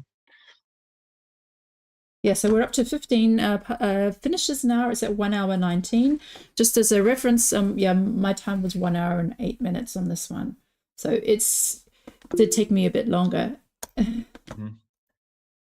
Yeah, and this isn't an easy one at all. A lot of folks struggle with landscape images, and landscape images that have a lot of blue in them that aren't like happy light sky blue but are that dark murky blue can be difficult. But I think Wiles finishes and slides into the next slot, and now we have a bit of a race off between Anna, Tammy, Marilis, is that Maris? And Marilyn all coming in for the next slots. I think Tammy is going to have a really fast close here, and so she might be able to lock up the next position. You can see that she's using her right hand, then switching to her left hand to try to get these in. Her head kind of going back and forth from where she wants it. I think Anna is going to be really close as well. Anna has maybe about 10 pieces remaining. And Jana slides in under the radar. Congratulations, Jana. And there's Anna. Anna gets the next slot.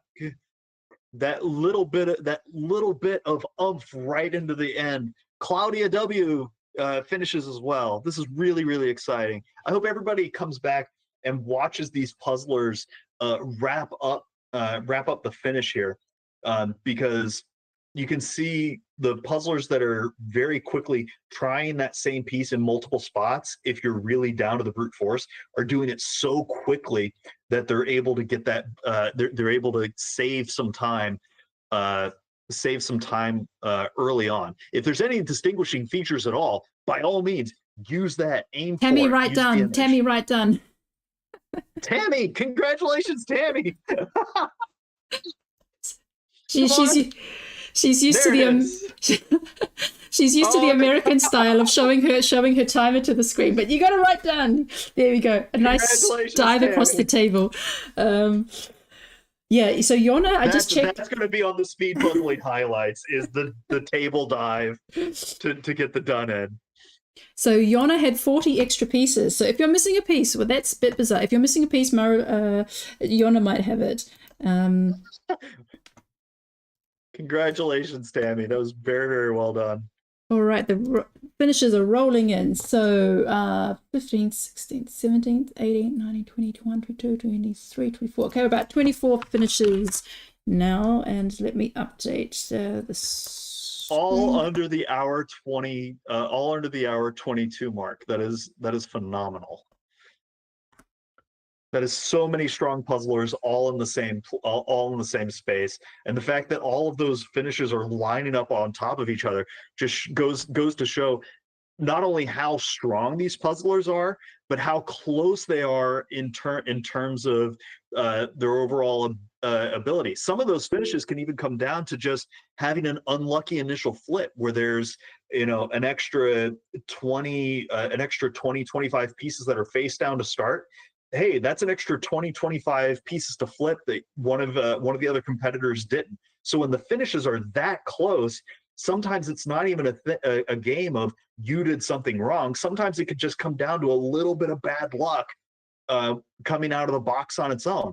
But everybody's doing such a strong job here that you should all be very, very proud of yourselves. And I hope to see.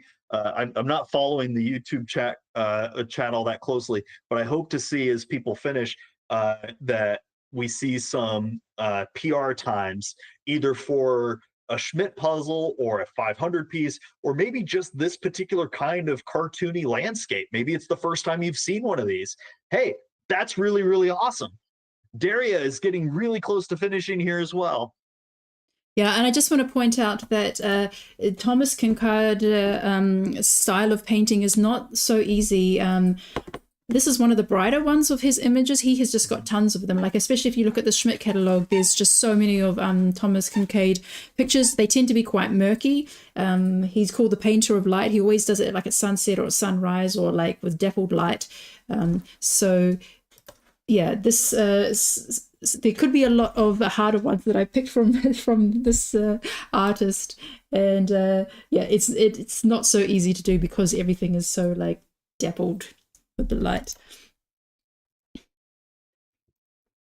Yeah, the not only is it just the little bit of murk, but sometimes that kind of paintbrushy style makes it where the pieces bleed over, or where the image on the pieces bleeds over from one piece to the next, and that can make it hard to distinguish which piece it is that you're really looking at.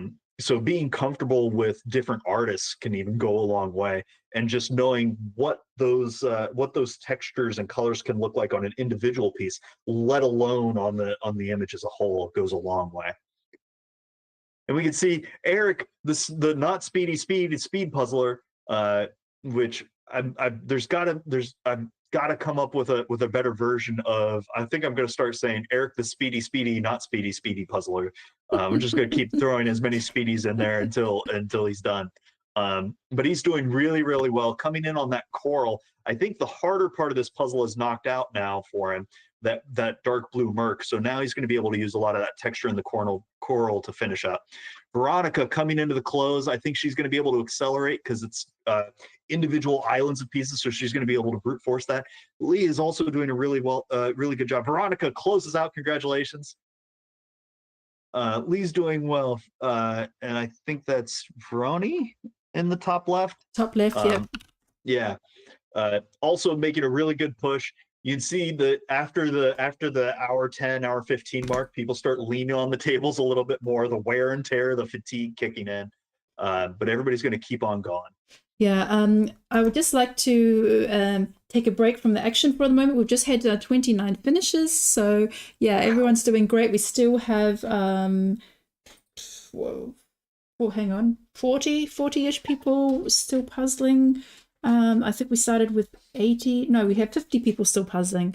I'd like to just have a quick chat with Aiden, our winner of tonight. Yeah. He's going to join us, but without his camera. So if you're there, Aiden, we'd love to hear learn a little bit about you. Please turn your mic on. Hi. Can you hear me? Yes. Hi. Great. Hi. Congratulations. Thanks. Yeah, would you like to tell us a bit about yourself and how you're feeling right now? I'm surprised, I guess. Don't really know what to say. That's totally fine. You're probably running on adrenaline too. Yeah, I got really lucky because I own this puzzle and I just did it this weekend. So yeah. Oh wow! So you got the you got the lucky call of doing it and then seeing it again right away.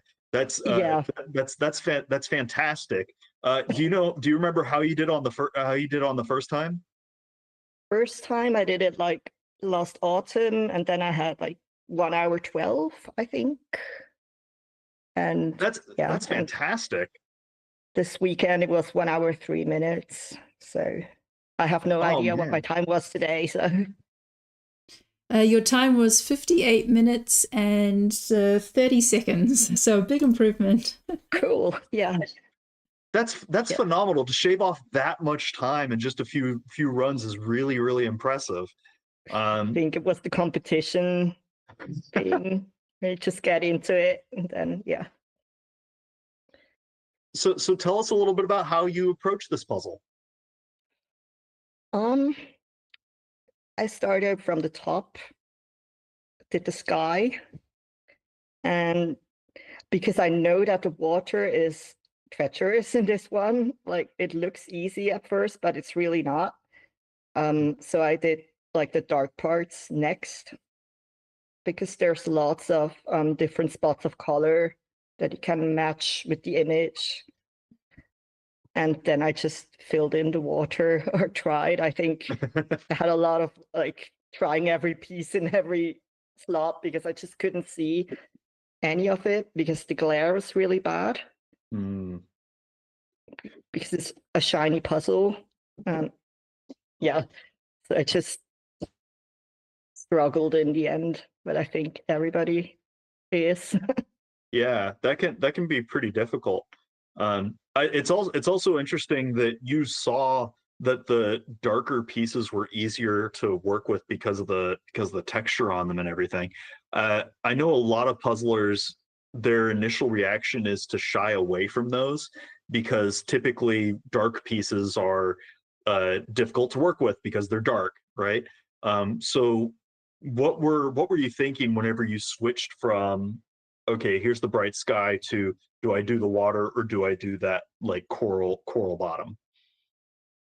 I think it was just because I did it this weekend and I started from the top and went down. So, and I spent a lot of time on the water, not putting any pieces in. So I just remember that I shouldn't do this, even though it was really tempting because I like doing water. I'm just not good at it. Yeah. Hey, experience goes a long way. Yeah. I know there's a lot of puzzlers that have been going for years and years and years and know a lot of those kinds of pitfalls. How long have you been puzzling for? Like casual puzzling my whole life. But speed puzzling just like for a year. Wait, you're already this good and it's only been a year? Well, I do it a lot, and like I said, I've puzzled my whole life, like all the time. So just I started like my first speed puzzling times were around 90 minutes. So it was because I was already used to puzzling and I used to do difficult, larger puzzles. So it's just, yeah. It's like weight training. You did all those really hard puzzles, so now you can now you can Exactly, do the smaller exactly. piece ones. Yeah. No, that makes a ton of sense. What was the shift like going from doing puzzles for fun and then sliding into the more competition end? Good question. Like, I haven't done a lot of competitions yet. Like my first one was Swiss Nationals in September. And that I just went there for fun. And then, yeah, this year I started doing EJJs and I still do it for fun. It's not like I don't have ambitions to get really fast. Like I think I'm already really fast, but I don't have ambitions to like be the best or anything like that. Just yeah.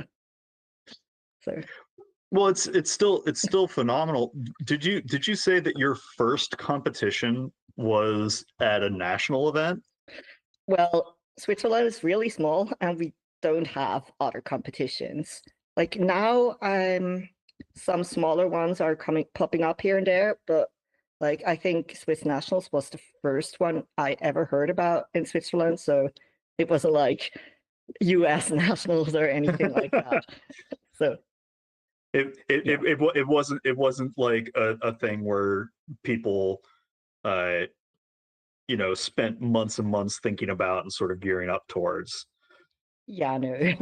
Some So people probably did, but most people there were just there got for it. fun. And So yeah. you fell into it more as a crime of opportunity than anything. Yeah, yeah. I've been watching speed puzzling content for a couple of years before that, but I just never really got into it because, like I said, I used to do bigger puzzles, and the thought of doing a 500-piece puzzle was just boring to me, I guess.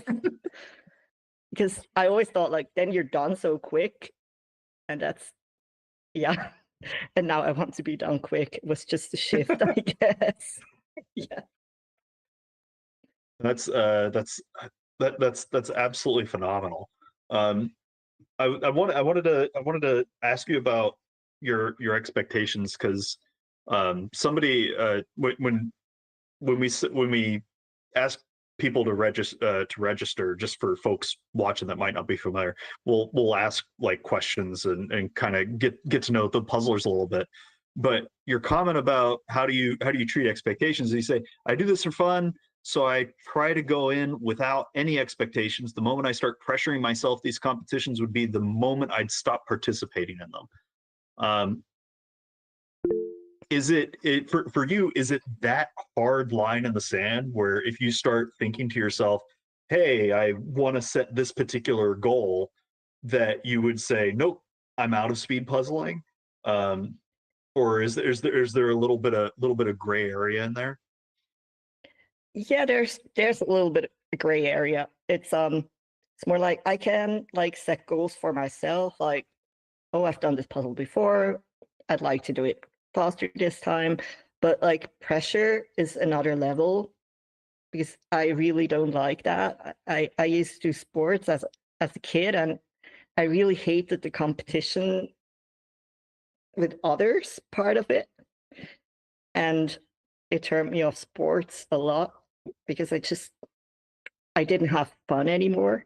So with this, I just told myself from the start, the moment it gets like that, I don't want to do it anymore. That makes yeah, it's a that pretty hard line in the sand. Yeah.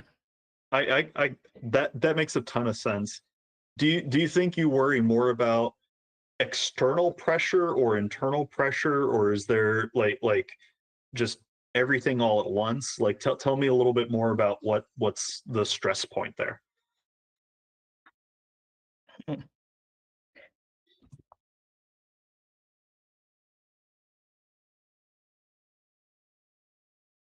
I think it's internal, like the thing that worries me. But yeah, I don't have like I don't feel pressured at the moment, so it's not really a thing I can talk about a lot. And that's it. Yeah. Hey, it's a great problem to have that you're not feeling pressured, so you don't have to worry about it. That's awesome. I'm I'm excited for you. How do you Yeah. how do you how do you how do you maintain that kind of zen of not feeling pressured?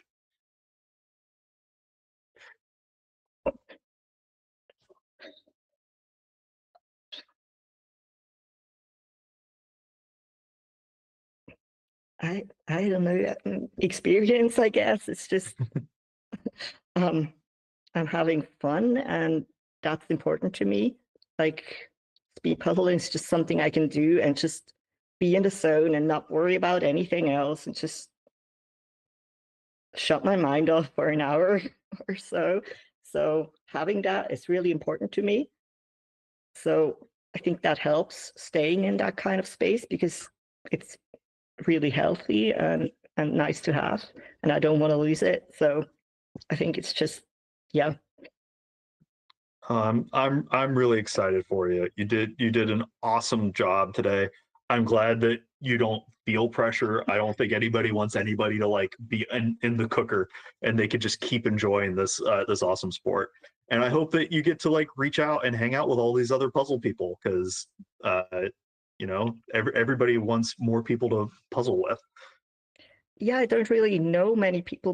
My sister was also in this competition. I think she finished 21st Hey, or congrats! thereabouts. So, but she's the only one I know, like in real life, who does speed puzzling. So, Well, you yeah. have a whole bunch of people that now know you and will probably reach out and just to say hi, just to congratulate you.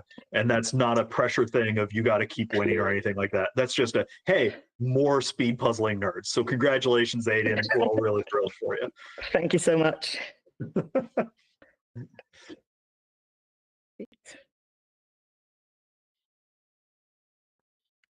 Well, I think you might be muted there, Michelle.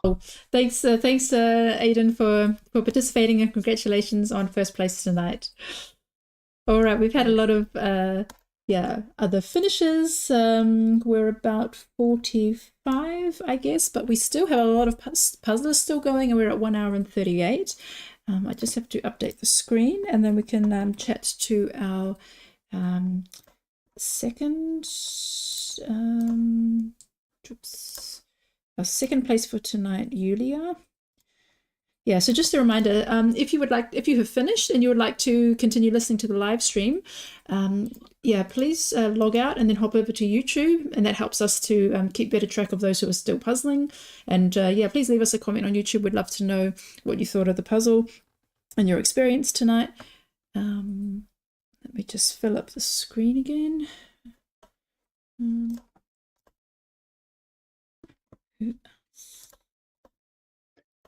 All right, so Julia Kraus, if you're there, you can, or has she left? Maybe she's left. While you look for Julia for a second, there's some comments in the chat about how Kinkades are hard, Disney puzzles are hard. A Kinkade Disney puzzle is like the Venn diagram of difficulty, and I'd have to agree. This one is on the tougher end. So congrats to everybody for getting through this. Yeah. So on screen right now we have Jessica J, Linda, Gabriella, Carla, Daria, and Jessica H, all coming into the close. Both Jessicas have just got a handful of pieces left, and Linda as well. So everyone's doing really great. It looks like second place, Julia Kraus has left the meeting. Maybe she pops in later. But third place is Marcus. So Marcus, if you're there, we'd love to have a chat. Hi. Hello. Hi, Marcus. Hey, congratulations. Very well done. Thank you. I was just shaking at the end of the very last 20 pieces. I just am going to warn that it's a bit echoey where I'm right now. So it's all right. I like being able to hear people's voices multiple times anyway. That's totally cool. So tell me a little bit about what you were feeling coming into the last stage of that puzzle. When you announced that the top the people who are going to finish in the near 10 minutes. Walk me through it. I just started shaking. My hands started shaking. I was like, I'm trying to get the pieces in, but they're not going in. I'm just trying them everywhere. I was not at all. Like I said, I get very nervous. This was not a good puzzle for me. Well, you still seem to do a really great job. And it's totally okay if you want to blame me explicitly. What caused you to be really nervous there? I would say I don't know, being just announced multiple times is what caused the nervousness. Being announced once is okay. Getting announced multiple times is where it Okay. started to. Yeah, so we just got a note that the audio might be cutting in and out, so I might repeat a little bit of your answer for folks. Okay. But Marcus was saying that having the spotlight on him multiple times and for a while was a little bit of an additional stressor, which is very understandable. You know, you feel like you're under a magnifying glass and more people are watching you. Is that about right? Yeah. Is that a thing that you think you could grow to become comfortable with, or is that the kind of experience where it's like, nope, that was enough? I would say, I think, yeah, I could get comfortable because the more I experience stuff, the more comfortable I get with this stuff. Yeah, a lot of times it's a thing of just acclimating to those scenarios a little bit, which is really really fascinating. Let me try to tell me a little bit about how you think about pressure in general and in speed puzzling. In speed puzzle pressure, I would say for me, pressure isn't really a matter because I've done in total, including this one, 4 competitions, and most of them I don't really have like a big pressure on myself. But okay, 2 of them I didn't really have. The last 2, this one and then the one I talked about, like being in Tartu, because I expected a better result, and for this I was not expecting even to get top 3. But yeah, I regularly try not to put pressure on myself. But if it's a competition that is something that I'm good at, then I have like a pressure of try to do as well as you can. Gotcha.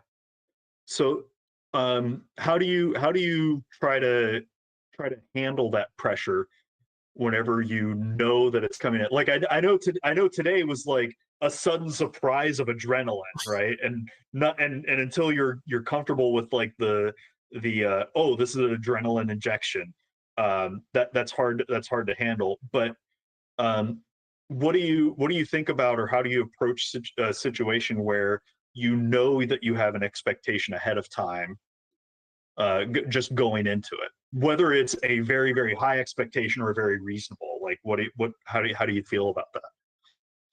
Well, the way I like take pressure off myself and try to is just think of that you can do like these for puzzling, you can put pieces together. You are used to like putting the pieces together. For like knowledge or like science competitions, I'm also quite good at, like in school. Also, like I know how to calculate these things. I know how to like get the answer. So just try to think reasonably and try to just find the correct answer. Yeah, that's very admirable. I taught university for a while, and I told my students that your ability to do math goes down by 20% whenever you stand up, because I would feel pressure of people suddenly looking at me for a moment, you know. which is part of how that goes. So I'd imagine doing those kinds of science competitions, it's a similar thing of you have to know this thing at the top of your head while having that spotlight on you. Is that about right?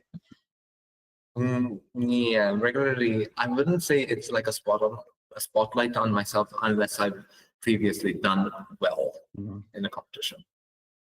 Okay. Do you think do you think you might feel more pressure on the next competition now that you've done very very well in this one? I wouldn't say so. I've got a good result. I don't need to do a good result, at least for the next competition. Tell me a little bit about what your puzzling goals are. My puzzling goal is just on an international level is if I do get the chance to go to the Worlds, to get at least into the final and be able to finish the final puzzle as well.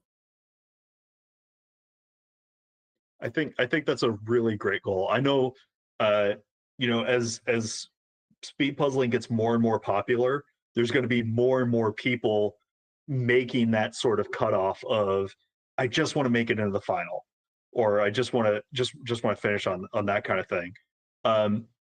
How do you handle both success and disappointment compared to what your goals might be?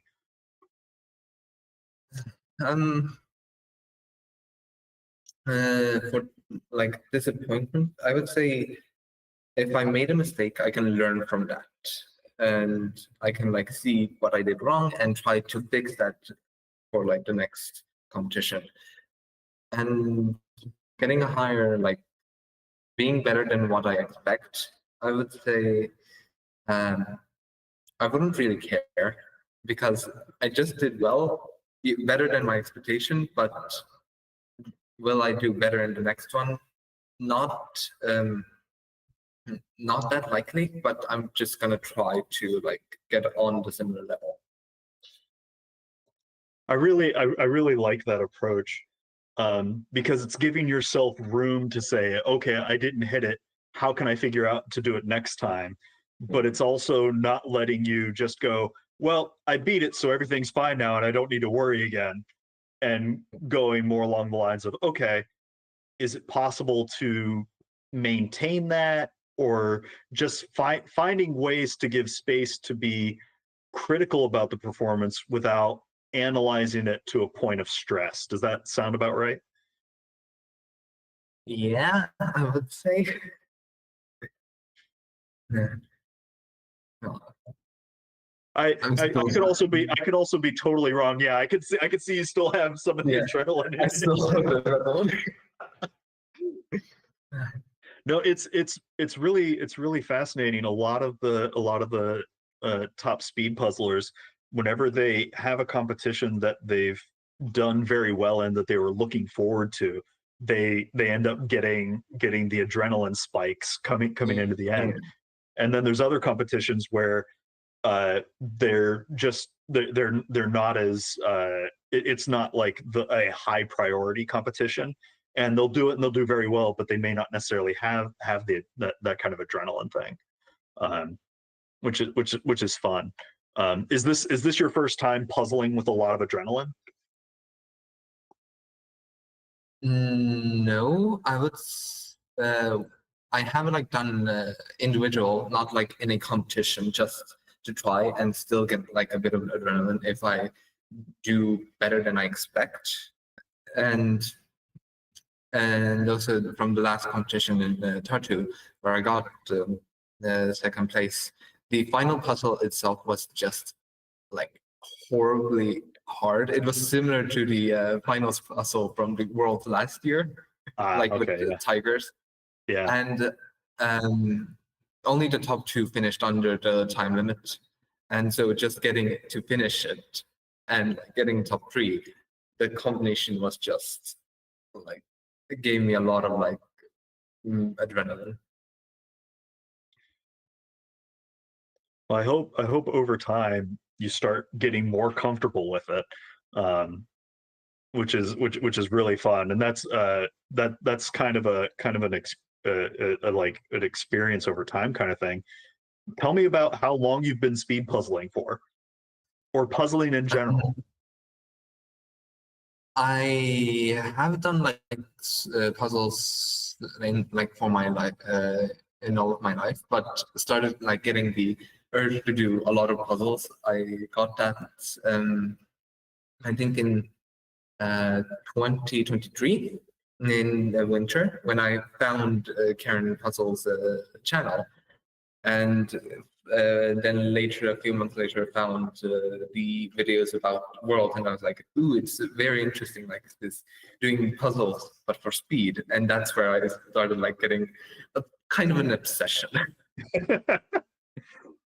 Yeah, Karen, I adore Karen Puzzles content. she's kind of a puzzle drug dealer, where that first hit of puzzle dust is free, and then after that you're hooked on it, right? Did you kind of start slow and like, okay, I'll do a couple of these for speed, I'll do this one for speed, or were you like, or what, or was it more along the lines of, I gotta jump into this, this is really exciting? Well, I originally just tried it once, like doing a puzzle for speed, and I found it so like fun and exciting that I just wanted to do it more, and it got like quite. One of the very first puzzles I did for speed was actually the rainbow flower puzzle from the 2022 in Worlds, where Alejandro like won his qualification round, and I did not do it under the time, but I still had fun doing it. That's really cool, and knowing that you're having fun doing it, even if you don't hit that goal line, is what it's all about, right? Do you ever think about what might happen if you're not having fun while doing like a puzzle competition or doing a puzzle? Like, has that happened to you? Not yet, at least, but if a puzzle that I do for speed is just hard and it takes time, I'm just gonna try to relax, try to do as fast as I can, but just calmly, and try to like not get like over like raged over the puzzle. That makes total sense. You don't want to get tilted and keep falling into that, right? I'm just going to mention we've got 6 minutes left, everybody. We've got some people who are really close to finishing. Oh, you guys can do this. Kieran, Elisa, Johanna, Eliska, Tulia, Nieva, and Louisa. Go. And we also have Richard, Andreas, Karen, Jody, Everly, Claudia, Alexander, Maita, Nora, Teresa, Stransky, Hannah, Daniela, Katrin, and Agnes still puzzling. So we're cheering for all of you. We would really love to see some more finishes. Oh, Johanna Honka just finished. Well done. Congrats. And I think Agnes is on her way. So we'll go everybody. Yeah, you can do it. Yeah. Marcus, what do you say to yourself whenever you want to give yourself a speed boost?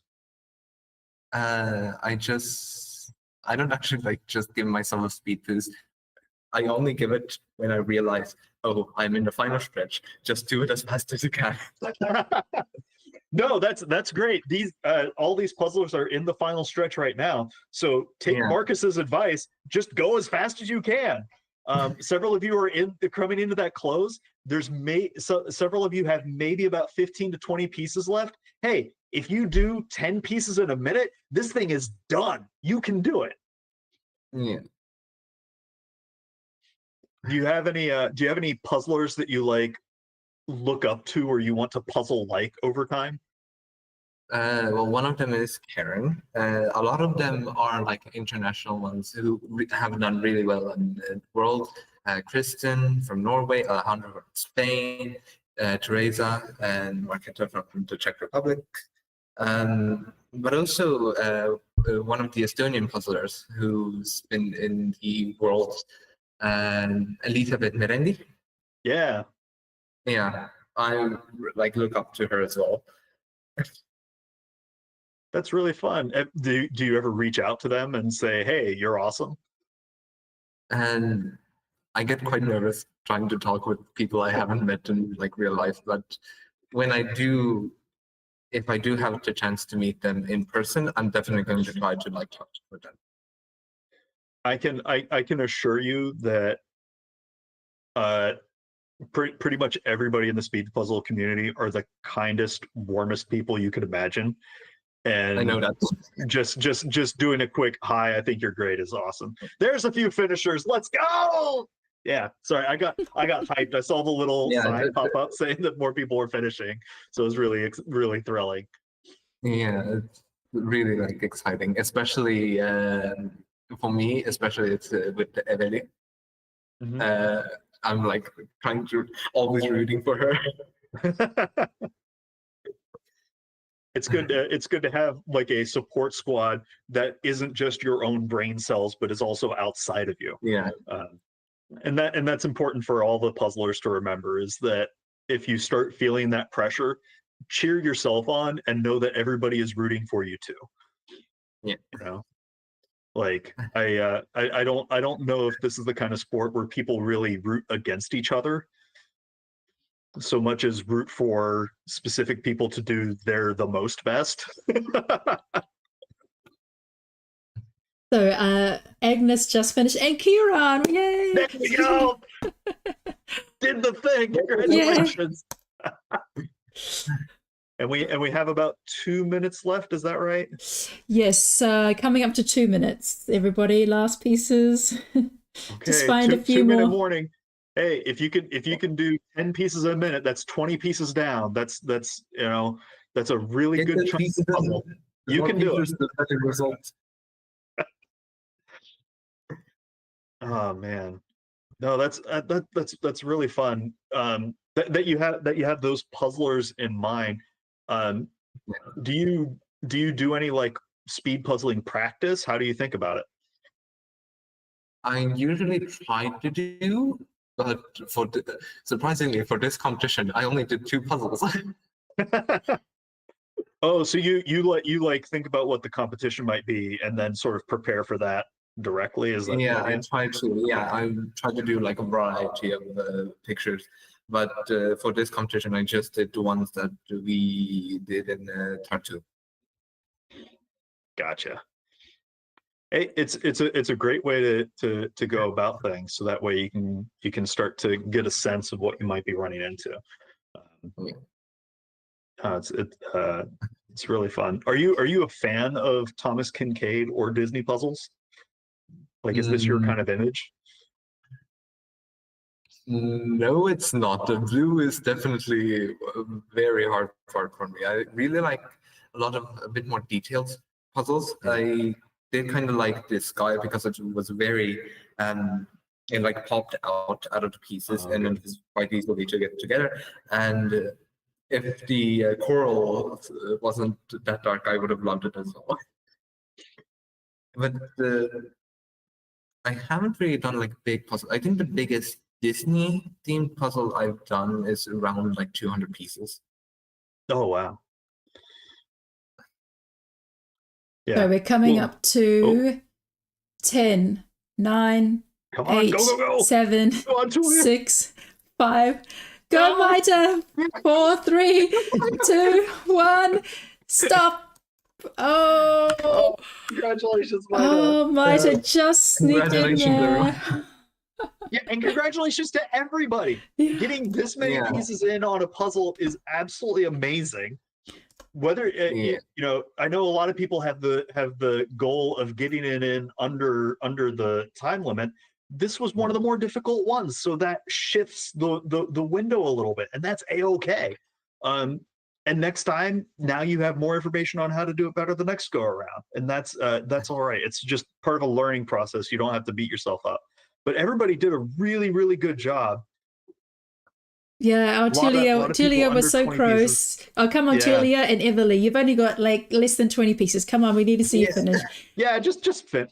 And Jody, come on, Jody. You've got 21 pieces. Put it in. Let's see. Just put it in. It'll just close it out. Shake that little bit of adrenaline out of your body. You know, blink a few times. Remember that. There's no pressure. Yeah. It's do you ever run into the thing where as you're staring at a puzzle for a while, especially if it's a harder one, it starts to feel like your eyes are glazing over all the pieces? Yeah, it does. If it's too detailed or too like similar colored, then it's like I can't focus on a specific type of piece or like color, so it just gets harder. Yeah.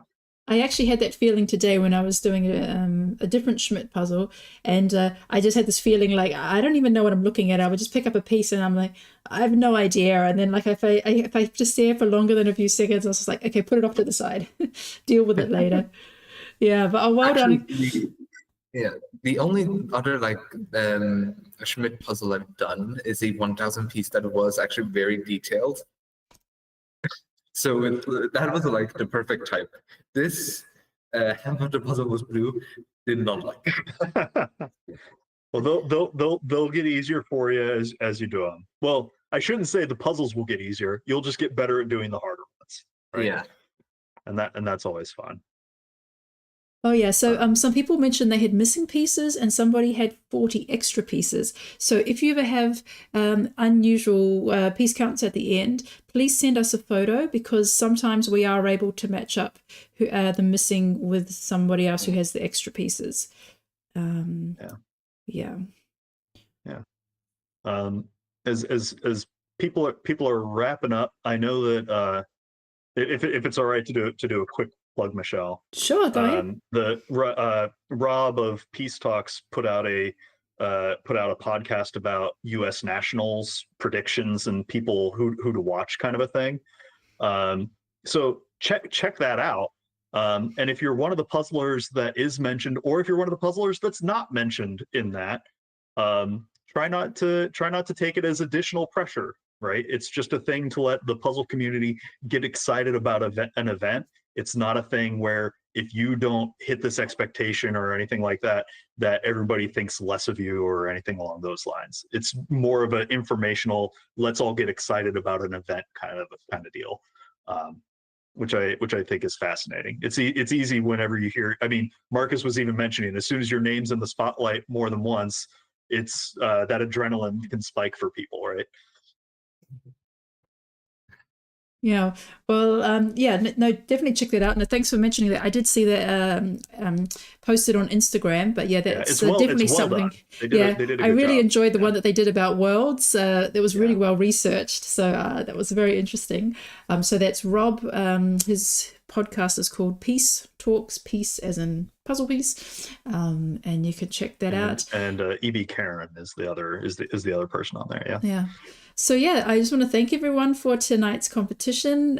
We had a lot of people watching, and I really appreciate that there was so much support there in the comments. It really means a lot to the participants, and just to know that people are cheering you on and watching you.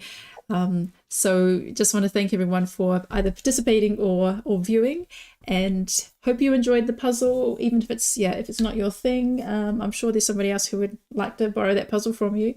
And congrats. We can't forget that some of the puzzles I think are going on sale today. Yes. Yeah, Michelle, you gotta plug your business, man. Yes, so at 9:30 tonight, in just over 20 minutes. Thanks, Marcus, for reminding me. The next EJJ mystery puzzles are going on for sale, and those are for competitions from the end of April all the way up to the end of June. So if you want to participate again, please check those out, and hope you find a competition that suits you and that there's enough for everybody.